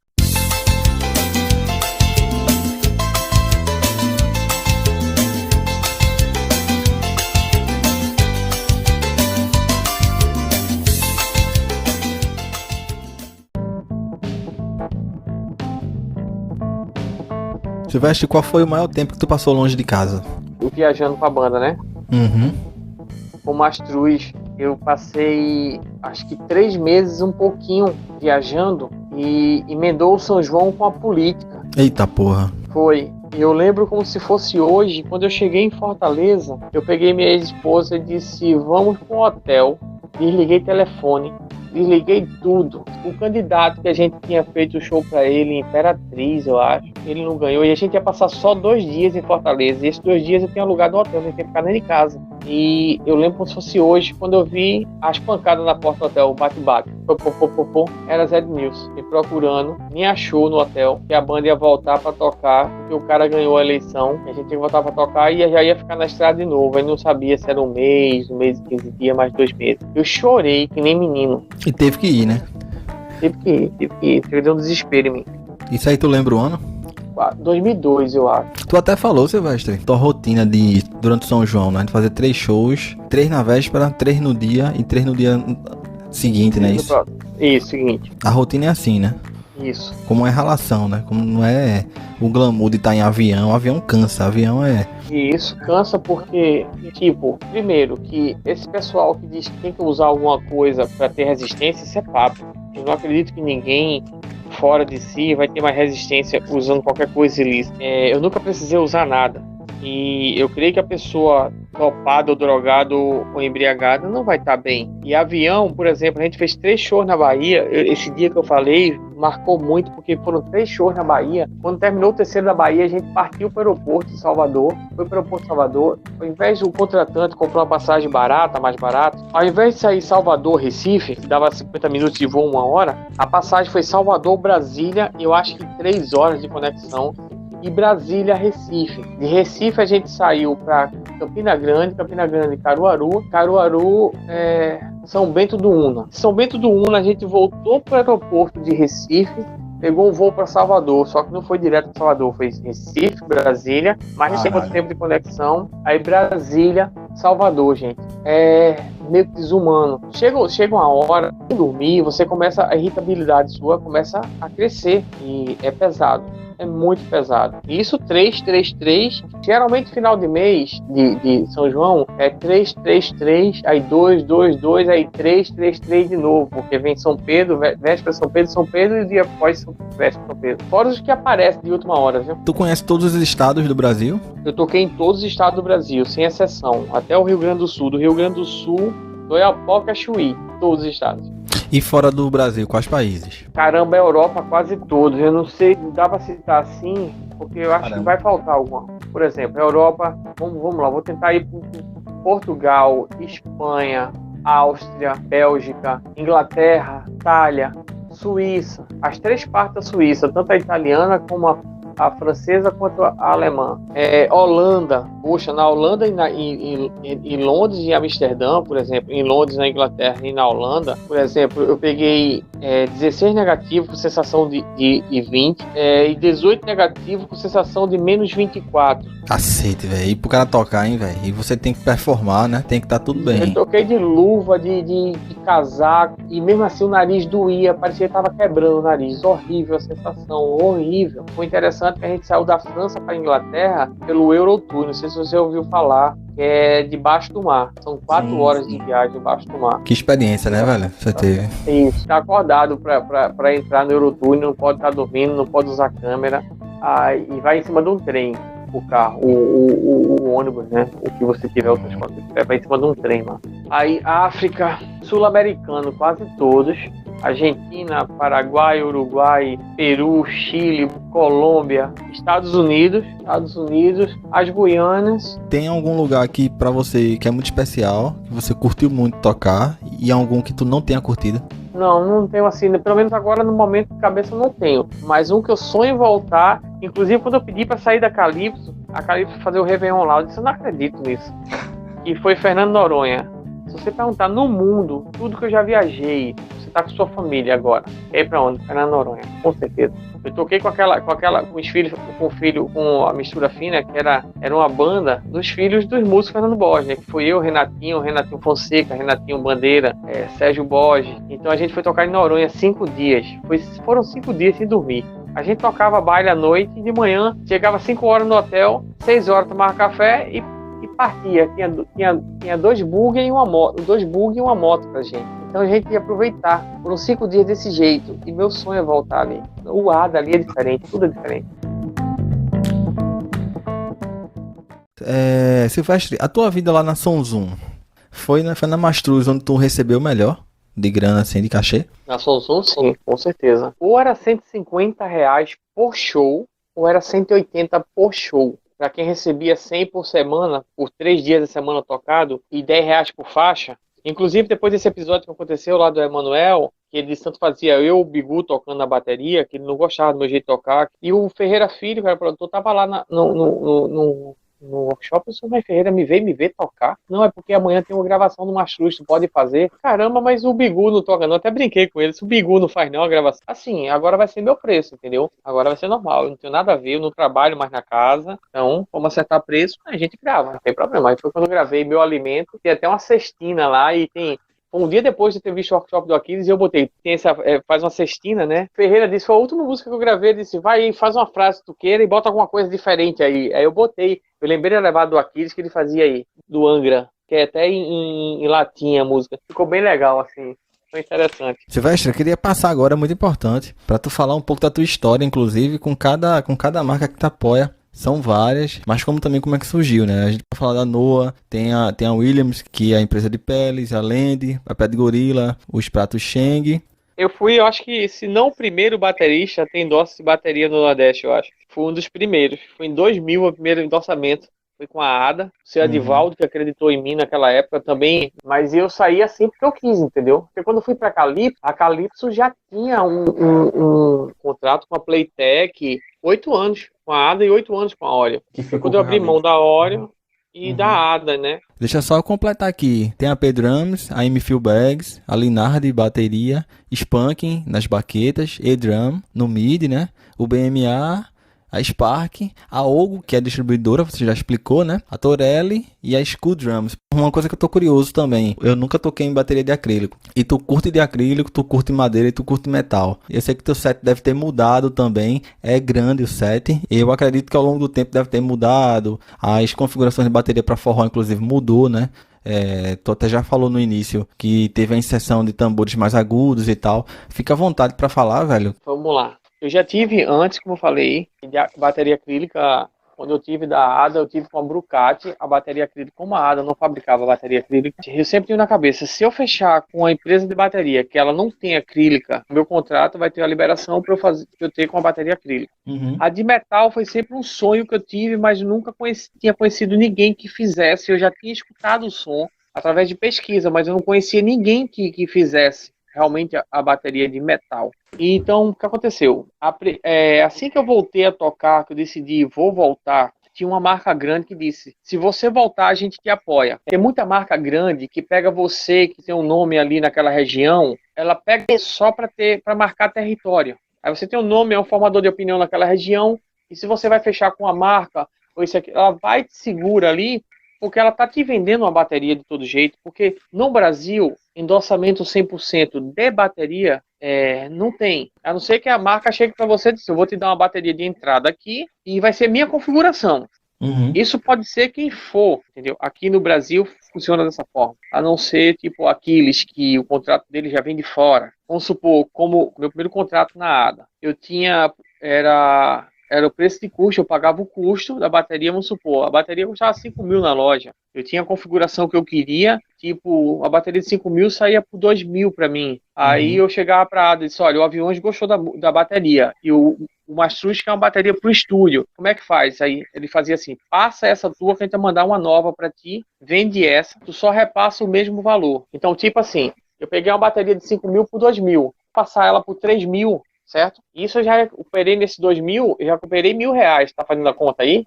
Entendi, você retorna e o que passar do lucro é seu. Isso. Então, uma bateria que valia 5 mil na loja, eu poderia vender tranquilamente por 4 mil. Então, o que aconteceu?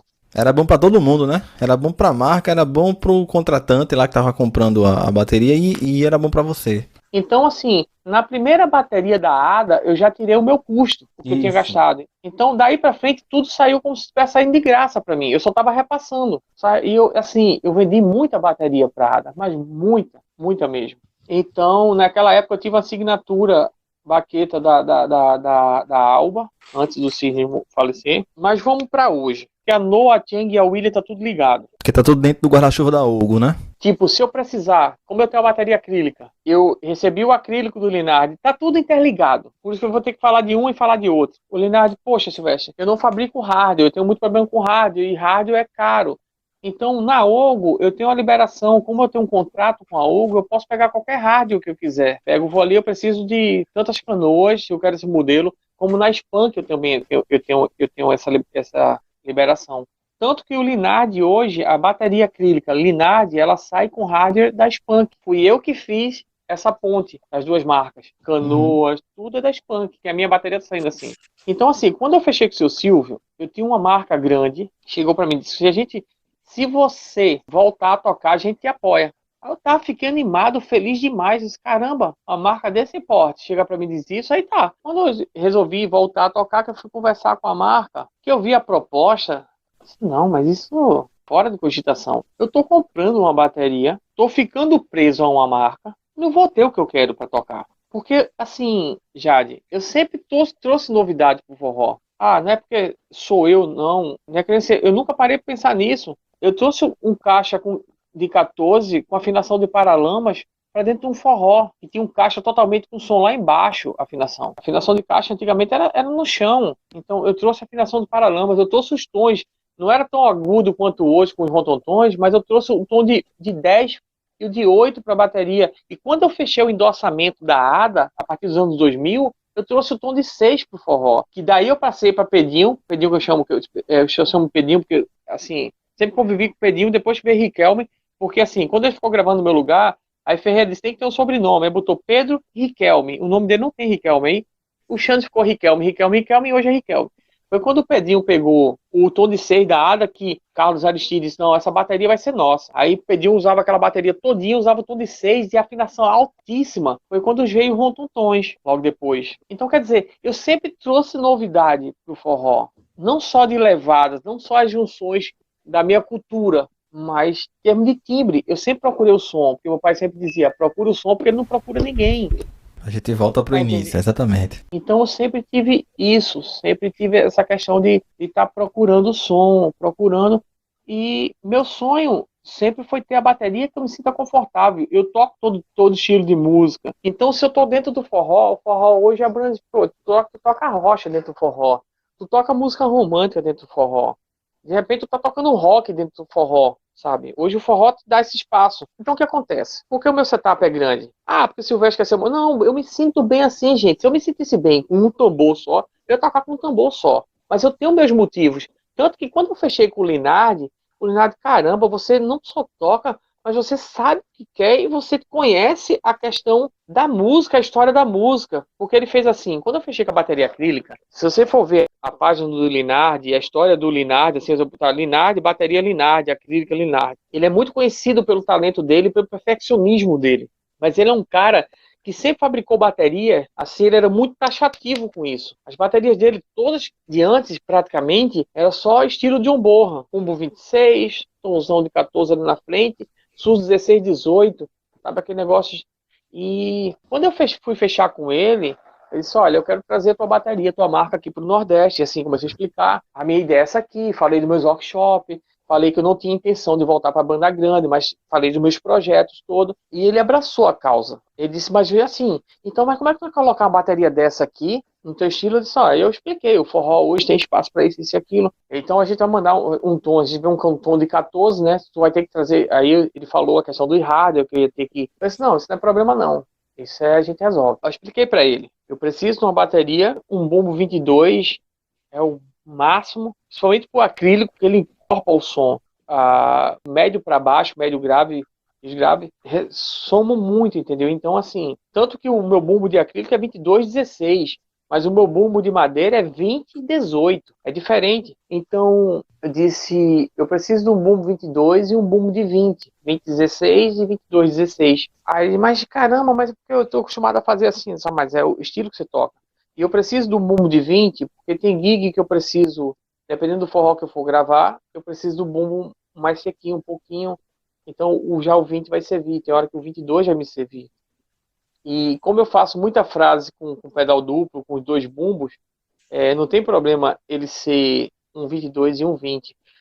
Aí disse, não, mas é porque eu estou acostumado a fazer bateria, eu gosto de fazer no estilo de John Bonham, não sei o que, mas o John Bonham, o baixo naquela época se usava muito Rickenbacker, baixo 4 cordas, então não embolava o som com bumbo de 26, estava legal, era ótimo. Os baixos tinham muito médio grave e médio, não era médio grave e grave. Já hoje no forró não, usa muito a quinta corda, o cisão ali solto. Então, assim, se eu botar um bumbo de 26, vai embolar o meio de campo. Aí se eu botar uma zabumba no meio disso aí, pronto, terminou de ferrar tudo.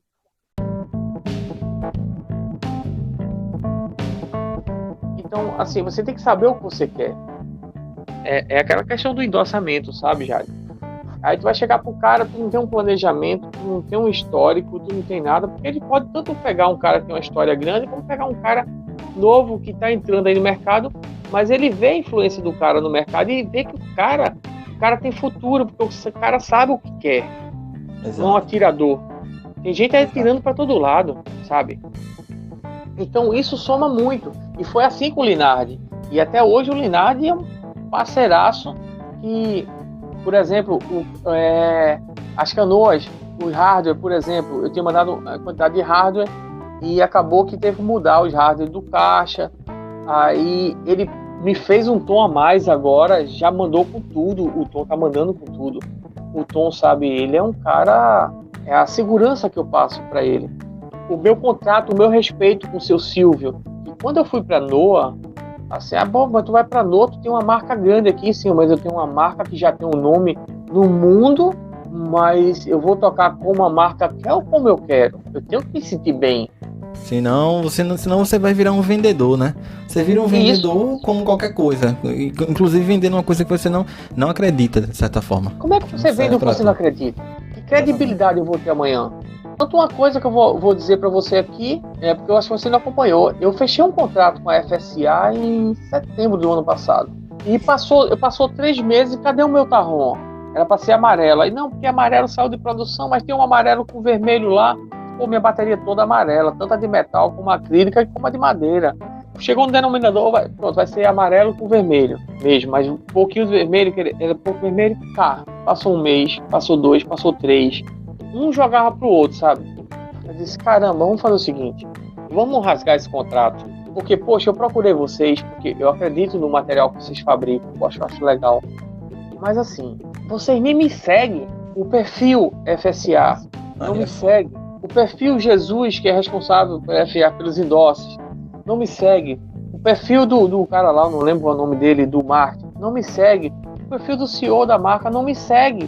Vocês me mandam postar um monte de coisa aqui e vocês nem sabem se eu estou postando ou não, porque vocês nem me seguem.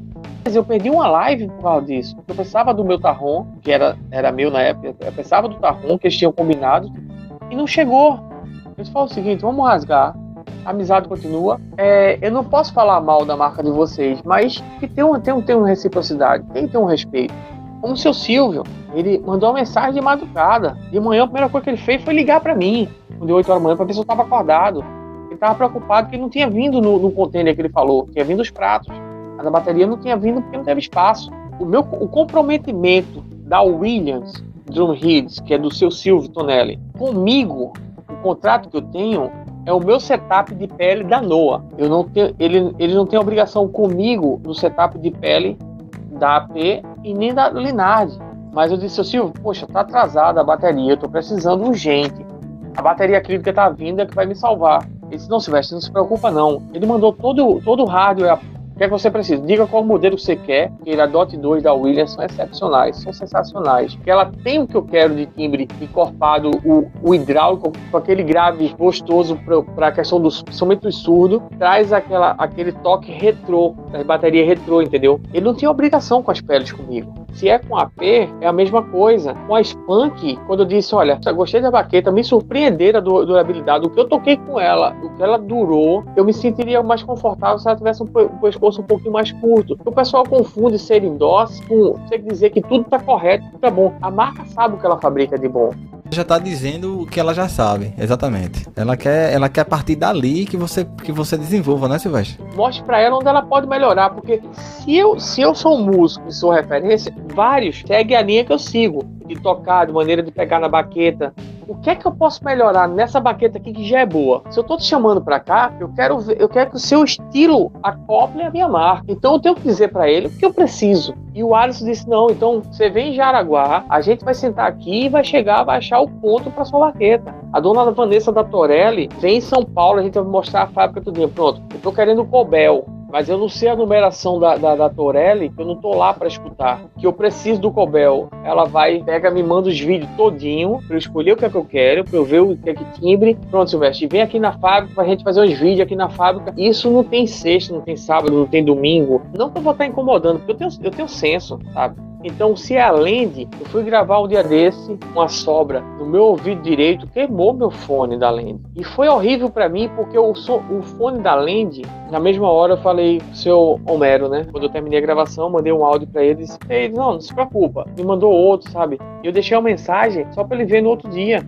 É outra relação. Se é com a pé de gorila, o Rafael é a mesma coisa. Se eu for endosse de uma marca e direito de falar o que está desconfortável para mim, mas o que possa melhorar, então é melhor não ser endosse. Eu não estou sendo endosse para ter status, eu estou sendo endosse para ter o instrumento que eu quero, da maneira que eu quero e que eu me sinta bem, que eu sinta ali, eu me sinto bem. Pô, mas tu era endosse de tal marca, não era boa não? Se era, cara, mas chegou um ciclo que se partiu, ele quebrou ali aquele ciclo. Se eu tô na marca, porque eu acredito na marca. Nessa lista ainda tem a Skull, não é, Silvestre, que tu faz os revestimentos, né? Ele é um cara de um coração imenso. Ele que tá desenvolvendo, assim, eu tô vendo com o luthier um caixa e achava viável construir esse caixa nesse timbre. Porque tem um luthier interessado a fabricar esse caixa e o Skull é que tá desenvolvendo a arte desse caixa. Como é que tu tá desenvolvendo essa coisa com a tua cara, né? O teu timbre, a tua identidade. Isso eu acho muito massa. Isso é mais um passo, velho. Pronto, eu tô fazendo isso seguinte. É um caixa de 14 por 5,5. Assim, eu gosto do timbre do cedro rosa. Eu já tenho isso porque todas as baterias da ADA que eu tive é uma madeira nacional, só que o cedro rosa é uma madeira que está proibido hoje. Hoje não se corta mais cedro rosa para esse tipo de trabalho. O que acontece? Quem tinha cedro rosa tem estoque de anos, ótimo, é até bom porque a madeira já está amadurecida. Você não tem perigo de pegar uma madeira verde e de repente o teu caixa está encolhendo. Então eu estou vendo com cedro rosa, com eucalipto e com marfim. E tá misturando assim, pega o caixa, monta. O hardware vai ser da Spank, tá? O certo seria o cedro rosa, mas o problema tá aqui. Daqui a pouco, e agora? A escassez de cedro rosa, se não achar mais, não conseguir mais ninguém que tenha, como é que faz? Como é que posso dizer assim? Nem é, mas é uma coisa assim, X peças e acabou, né? Isso a médio prazo é inviável, né? Pra empresa que quer comercializar. Isso, o limite, isso é uma série limite. Outra coisa que eu me preocupo muito, eu sempre prego isso. Não adianta, gente, querer uma marca ganha que você gasta, entendeu? Aí você pega uma bateria, se você montar uma bateria dessa, uma marca que tem tal nome, e outra, eu sou um cara que o material humano, eu penso assim, o material humano é 50%. Você pega a gravação de Calcinha Preta, aquele CD Paulinha, você pega a gravação de Calypso, que eu gravei bateria, aquele CD que tem Stand By Me, aí você pega Mastruz com Leite, o primeiro o DVD, você pega Brucelose, o Ao Vivo 2, são baterias distintas, e Calcinha Preta e Magnífico, por exemplo, é com a Ada, a Calypso é com a Odery, porque a Calypso tinha a Playtech, então eu gravei com a Odery. Brucelose, por exemplo, foi com um Export. O DVD primeiro da Mastruz com Leite, o Mastruz com Leite, foi com a Master Custom. Se você parar para ver o timbre, são muito... Quando você escuta a gravação, você diz, é Silvestre, pela afinação da bateria. E com a tecnologia que tem hoje, eu duvido que alguém diga qual é a bateria, qual foi o CD que eu gravei com a Ada, qual foi que eu gravei com a Odery, qual foi que eu gravei com a Export ou com a Master Custom. Ninguém diz. Tu conseguirias descrever o teu set se fosse fazer um workshop hoje? Se fosse assim, acabou a pandemia, amanhã tem workshop, e aí, como é que seria? A bateria principal da Noah vem com 2 bumbos de 20, vem com um tom de 12 mais longo, mais power na minha esquerda, e um tom de 12 mais curto, mais curtinho mesmo, que é 12, 12, 10. 2 tons de 8, um é 8, 6 e o outro é 8, 7. 2 tons de 10, um que é 10, 7 e o outro 10, 8, todos curtinhos. O meu tom na frente do caixa principal é um 12. Ah, Silvestre, mas por que 12? Porque se eu for tocar um pop rock, alguma coisa, ele já está ali pronto para mim. Ele vai decrescente para minha direita e vai crescente para minha esquerda. É interessante isso, porque eu posso variar as frases sem precisar começar da direita para a esquerda. Eu posso começar normal, ela vai ficando agudo. Eu posso começar da minha esquerda para a direita, ela vai ficando grave. O surdo, não sei se falei, que é 14 e um 16. Aí vem um caixa 14,5,5, que é o meu caixa padrão. O Silvio tá mandando um caixa de 10 para divulgar aqui, porque vende muito esse tipo de caixa, mas não é o estilo de caixa que eu gosto. Eu vou usar ele como efeito só, ele vai estar ali como efeito, porque não é um estilo de caixa que eu gosto. O menor caixa que eu usei mesmo foi 13. A de acrílico tem um bumbo de 22 e um bumbo de 20, um surdo 14, um 16 e os tom 8, 10 e 12. Mas eu uso ele 12, 10, 8. E o caixa é 14 por 4, 4,25 por causa do automático, vai aumentar 25 centímetros. A de metal, com bombo 18, 18 por 18, 8, 10, 8, 10, 14. E aí vem uma Noa com bumbo 18, aí fica um bumbo 18 metal e um bumbo 18 de madeira. Diferente, né, velho? Diferente. Já é tua assinatura mais uma vez. Nunca vi isso também. O pessoal usar. Massa mesmo. Ela fica híbrida, ela fica madeira com metal, aí vem mais um surdo 16, para somar 14, que é de madeira, junto com 14 de metal, com caixa de 13 por 6,5 de metal. E vem a Noazinha, que vai ser híbrida com e-drums, certo? Pronto, é isso aí, meu setup.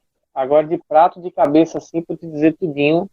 É muita coisa, né, Silvestre? Tem uns para chegar ainda, mas eu tenho 3 splash de 8, um splash de 10, tem um médio, um Team Crash 13, 2 Team Crash 14, 2 Team Crash 16, 2 médio Team Crash 18. Eu uso médio 18 porque, como eu uso eles nas baterias, tanto no metal como na acrílica, eu uso 18 tanto para condução como para ataque. Então, por isso ele é médio. Tem um ride de 20, um médio ride de 20. Tem os 4 hi-hat, meus são 13, todos os 4 são 13, é o mesmo timbre, eu não mudo o timbre do hi-hat. E um setup silencioso, né, todo furadinho, que é para bateria híbrida. Aí é um setup comum. Vem o Shiner, que tem um Shiner que são 2,16 e 2,14. Pronto.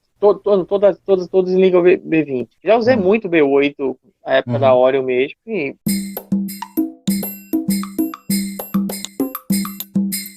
Na listagem, Silvestre, só faltou tu falar da M-Feel, que é os bags, e a bateria eletrônica, né? A E-Drum, né? Isso, a E-Drums é o seguinte, eles estão mandando uma bateria Júnior da Noa, certo? Para mim usar toda a híbrida. Como eu falei, eu sempre procuro sons, eu gosto de coisa diferente. E esse material todo eu vou usar em workshop. A E-Drums, ela fabrica os sensores beira a perfeição. É aquela coisa que vai chegar naquele meu caixa que eu estava falando, que eu me preocupo muito. A qualidade, mas o custo-benefício, porque eu sei o que a gente ganha é irreal comparado ao que a gente gasta para ter um instrumento bom. Então foi uma das coisas que eu falei com o luthier. Não adianta fazer um caixa do meu jeito, isso e aquilo, e eu vou passar pro povo o caixa no preço exorbitante. Se ficar inviável, não faz sentido, não. Não faz sentido, porque até pelo que eu prego, entendeu? Até pelo que eu prego. Então não faz sentido. Com preço viável para o músico brasileiro. Então, a Williams, essa bateria da Noa vai vir, ela vai ser com pele muda, e vai ser todo com sensor da E-Drums. É outro contato. Todos os meus endossamentos têm essa aproximação, sabe? Poder dizer, vamos mudar isso aqui. Essa aqui não tá legal para mim. Eu posso falar que não tá legal? Lógico, tudo tem um jeito. A M-Feel Bags o Marcos é maravilhoso, o Marcos. Ele é um cara que tem uma qualidade, você vê a fabricação dele, a maneira que ele fabrica, peça por peça, o cuidado que ele tem. Porque eu estou falando de pessoas e marcas que, se tu comprar algo hoje, amanhã eles vão te dar suporte. Silvestre, te agradecer. A gente está chegando ao final. Quais os teus planos para o futuro? Eu sei que tem workshop vindo aí, a tua websérie, o teu canal no YouTube. O que é que o Silvestre Costa vai trazer para o mundo aí? Eu vou trazer o meu trabalho, que eu estou correndo atrás instrumental. A questão do workshop, eu não vi a dimensão do que eu construí, do que eu podia passar, além de tocar, mas eu posso passar como ser humano, toda a minha experiência, a minha força de vontade, o que eu passei na questão da cirurgia. Então, meus workshops vai ser primordial assim para mim. A questão de dar aula, eu tenho um sonho muito de trabalhar com crianças. E isso é um sonho meu, independente do amo música e quero viver da música. Mas essa questão aula com criança é uma questão minha mesmo, assim. Essa parte educacional é fundamental, cara, fundamental. Isso.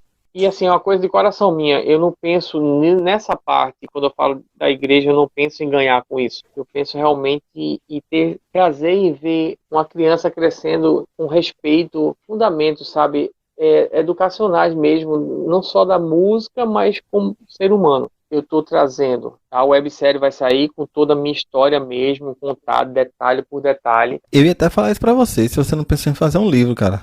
Eu leria um livro do Silvestre numa boa, assim, contando as histórias e tal. Enfim, tuas memórias também.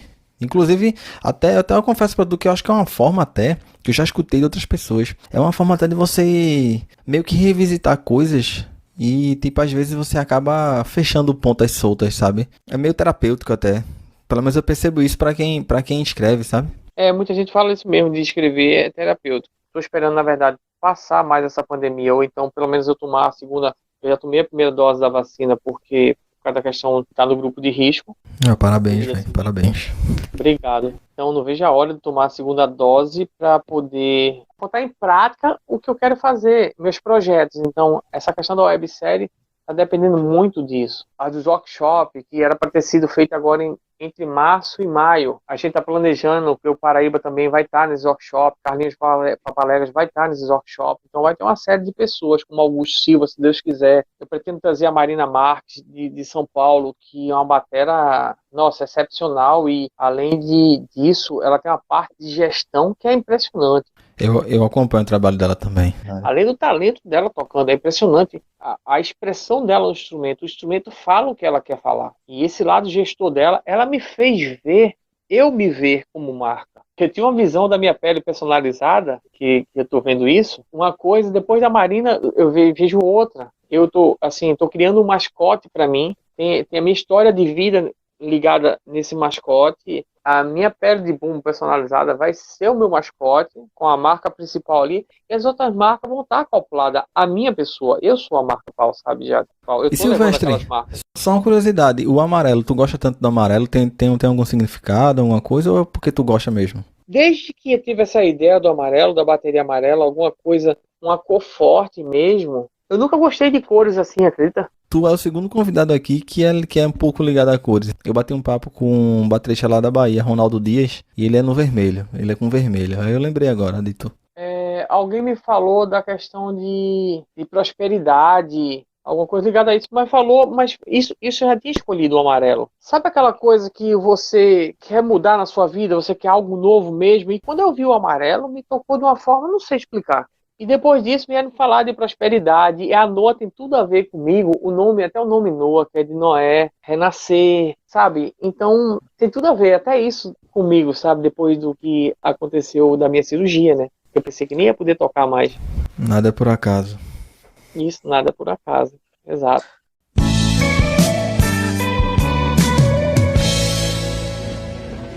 Silvestre Costa, uma música importante pra você.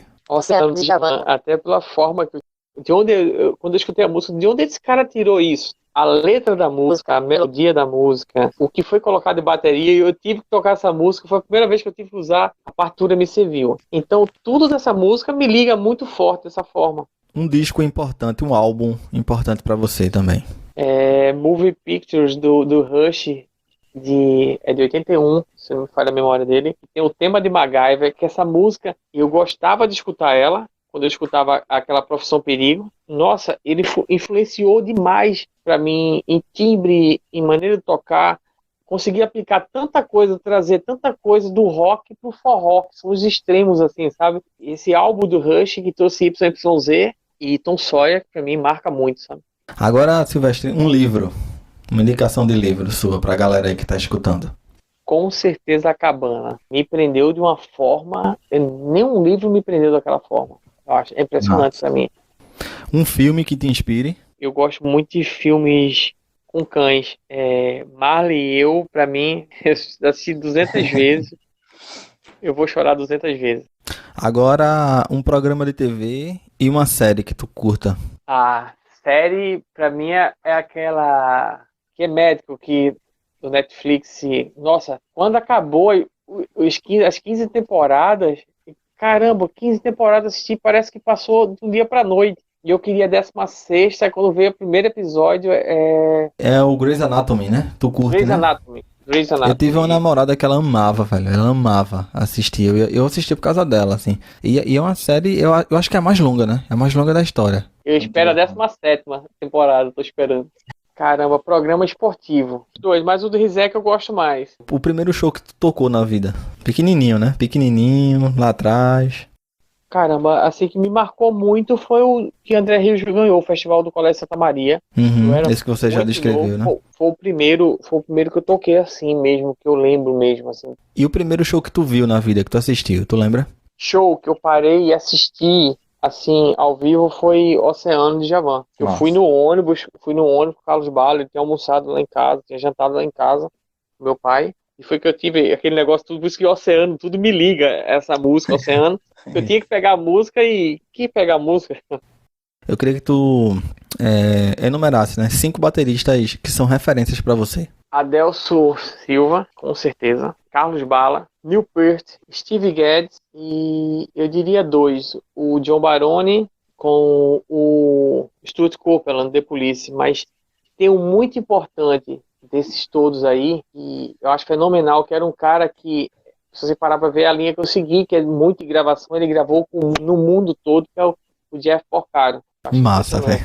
É isso. É muito a tua cara mesmo, de estúdio, né? Silvestre, quando tu vê alguém tocando bateria, qual a primeira coisa que te chama a atenção logo de cara? O que é que tu procura? Precisão, segurança.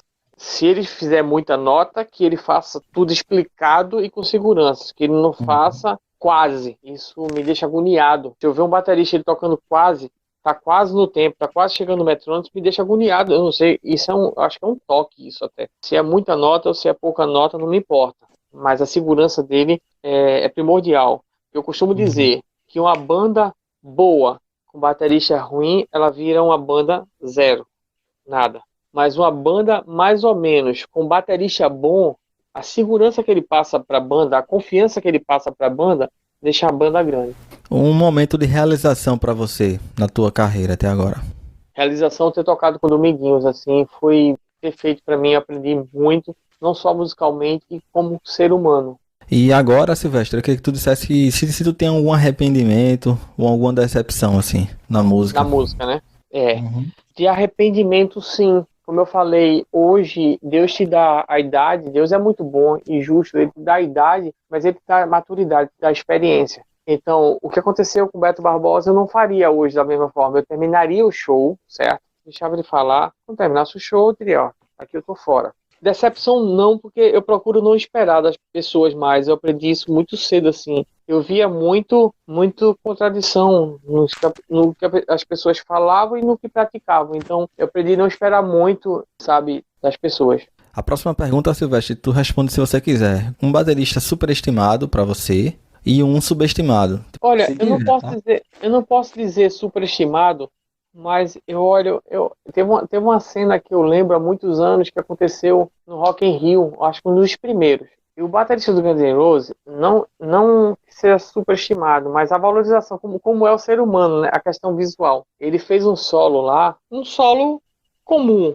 Só que no final do solo, ele meteu a cabeça no gongo, começou a meter a cabeça no gongo, e nossa, ele ganhou a plateia ali. E eu vi o baterista de Santana, Carlos Santana, que eu não lembro o nome dele agora, o cara fez um solo absurdo assim, sabe? Com sentimento, expressão, precisão, e parecia que não era nada. Isso acontece muito na nossa vida, porque, tipo assim, eu vejo alguns bateras aqui que eu acho que merecia muito mais, sabe? Mas não tem um só. Tipo, um Luciano Leal, por exemplo. Muita gente valoriza e conhece ele, mas eu vejo tanto cara aí que não construiu uma história ainda, pelo menos ainda, que ele construiu, ligaram ele muito a Carlinhos e confunde o que ele faz, a identidade da banda com a identidade do Luciano. Tem que tocar o que a banda perde, os riffs da banda que a banda tem, que foram coisas que o Carlinho deixou. Mas o Luciano tem a própria identidade dele. Então o pessoal liga muito ele a Carlinhos. Isso me deixa muito triste, porque são valores diferentes, sabe? Tu falou desse caso do Guns N' Roses, depois eu até vi, e foi até no podcast. O Matt Sorum, né, que é o do Guns, na época, né? Ele dizendo que ficou sabendo que ia fazer um solo de bateria faltando meia hora pro show. Tipo, ele disse que foi Axl Rose que chegou pra ele. Ele tinha recém-entrado na banda, né? No lugar lá do Steven Adler. E aí Axl Rose chegou pra ele avisando que ele ia fazer um solo. Te vira aí. Tipo, tu vai fazer um solo. Aí ficou daquele jeito lá. O que saiu, né? Que você tá descrevendo.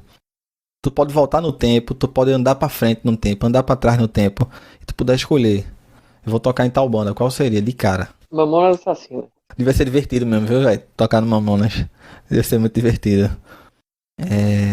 Uma vez eu te vi até falando também, achei muito interessante uma coisa que tu falou, velho, que se conecta com essa pergunta que eu vou te fazer. Uma vez tu falou, tava assistindo uma live que tu participou, que tu dissesse assim, que teve baterista que tava tão preocupado em mostrar que sabia tocar bem, que sabia fazer muita coisa, que durante o show ele esqueceu tudo que ele tinha ensaiado, puxou uma marcha lá que... Então, pensando nessa coisa, eu queria que tu deixasse um conselho para quem tá começando a tocar bateria agora. Eu e Carlinhos, a gente tocava junto direto. E na época ficava muito comentado. Silvestre, porque eu tava no Mastruz, Carlinhos porque eu tava no Limão, e Carlinhos trouxe muita coisa pro Limão e a forma que o Limão tocava. E todo mundo achava que tinha uma rivalidade. Nossa, quantas vezes eu parei para ver Carlinhos tocar e quantas vezes Carlinhos chegava e parava para me ver tocar. E toda noite a gente tocava daquela mesma forma. Tem por que eu tocar mais coisa, inventar coisa. Porque se eu chego no palco e o cara começa a fazer um monte de nota, começa a aplicar um monte de notas, eu vou perceber se aquilo estava no show ou não. Por que eu vou perceber? Porque a banda vai estranhar e vão começar a olhar pro baterista. Música não é competição, vou voltar a dizer. Se música fosse competição, estaria nas Olimpíadas agora, de toque. Não faz o que não tá programado para fazer. Tá sujando a banda ali, tu tá passando insegurança para uma banda toda. Porque tu acha que fazendo muita coisa, eu vou prestar atenção. É tão bonito você chegar a ver um baterista passar segurança pra banda, passar firmeza. Então faz o que tem de fazer. Não inventa de fazer o que não tá na história. Eu escutei uma live um dia desse, e um rapaz disse quando viu o Estiloso na bateria, que o Estiloso é paradão, não sei o quê, mas o pessoal vibrando com ele, disse, pronto, vou endoidar comigo, que eu vou levantar na bateria, vou botar as baquetas pra cima. Cara, não se preocupa com o Estiloso, porque aplaudir o Estiloso. Se preocupa com o bem que tu tá fazendo. Tire isso da cabeça. Quando o ego tá muito inflado, diminua. Isso não é bom pra ninguém, não é bom pra saúde, não é bom pra nada. E Deus não se agrada disso. Acho que perfeita pra tu. Qual é a música que tu tenha gravado e que te descreva como baterista, assim? Essa é a minha música. Que música tu escolheria que tu gravou? Eita, que negócio difícil da poxa. Né? Eu fiquei imaginando. Pra ele vai ser puxado. Eu escolhi uma só. É pra se fuder. É porque, por exemplo, Brucelose marcou Te Amo Demais porque a frase, mas eu não gosto daquele timbre, porque naquela época era gravado com D4, mas é uma música que marcou. Magnífico teve música, Paulinha foi uma música que tocou muito, da Calcinha Preta, Curva Perigosa, Mastruz teve Anjo de Guarda, Menino Sem Juízo, teve muita coisa, eu não sei. É impossível, eu te entendo, mas tu já descreveu várias aí, e tá ótimo. Tá ótimo. São muitas, tem muita coisa. Silvestre, eu queria mais uma vez te agradecer primeiro pela tua generosidade, velho, de ter aceitado o convite mais uma vez, a gente passar esse tempo aqui todo conversando. E até também posso deixar isso passar. Muitas das coisas que tu falou, eu me vi... Porque assim, eu lembro, velho, de final de semana minha mãe botar pra tocar Magníficos, Brucelose... Mastruz, e eu já tava te ouvindo ali sem saber, a gente já tava tendo essa conexão, velho. Eu queria te agradecer, porque muitas das coisas que tu falou, parece que pra mim eu tava entendendo o bastidor da coisa, das coisas que eu ouvia no domingo de manhã, sabe? Então eu lembrei de mim, criança, adolescente, enfim. E lembrei da minha mãe tocando isso de manhã cedo, logo cedo, todo mundo colocando lá em casa também. E os vizinhos também. Então, assim, até para além da tua trajetória, eu tenho que dizer que eu me conectei comigo mesmo, assim, no passado também, sabe? Então, eu queria te agradecer e deixar esse espaço final aí para tu mandar um último recado. É isso. Foi um prazer ter a tua presença aqui no Repercuta Podcast. Já de verdade, de coração, eu tô aqui, ó. Meu time tá rindo, porque eu realmente tô rindo, porque eu fico feliz de poder contribuir de qualquer forma, mas de uma forma positiva, não só musical, mas a forma humana, que é a coisa que mais me preocupa, sabe? Então, eu quero agradecer de coração isso que você está fazendo por nós, batera, pela nossa classe, que é uma classe que eu acho muito desvalorizada ainda. Mas tenha melhorou, mas ainda muito desvalorizada. E isso que você está fazendo não tem preço. Eu agradeço imensamente esse convite de poder passar mais uma vez a minha experiência, sabe? Poder passar. E sempre eu digo a todo mundo, sejam inteligentes, tenham inteligência, tire o melhor de cada um dentro da sua leitura, dentro daquilo que vai se enquadrar dentro do seu dia a dia, dentro do que é melhor para você como músico, como ser humano. Porque às vezes o que é bom para mim, Jade, pode não ser bom para você. Nós temos formas de aprendizado diferentes, forma de entendimento diferente. Eu assimilei isso aqui dessa forma, então foi prático, para mim foi fácil. Mas você pode assimilar de uma forma que não é prática, não é fácil. Então, tirem o melhor do que escutaram aqui hoje de mim E o principal, gente, música não é competição.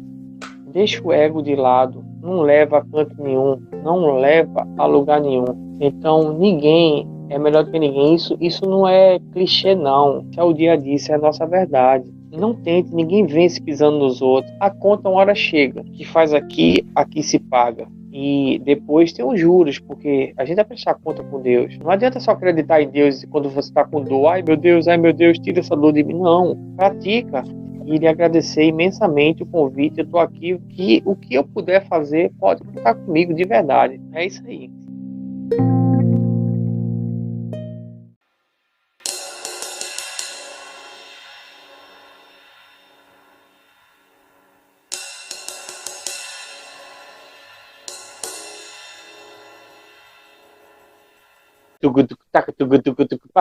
Ah, como eu amo você.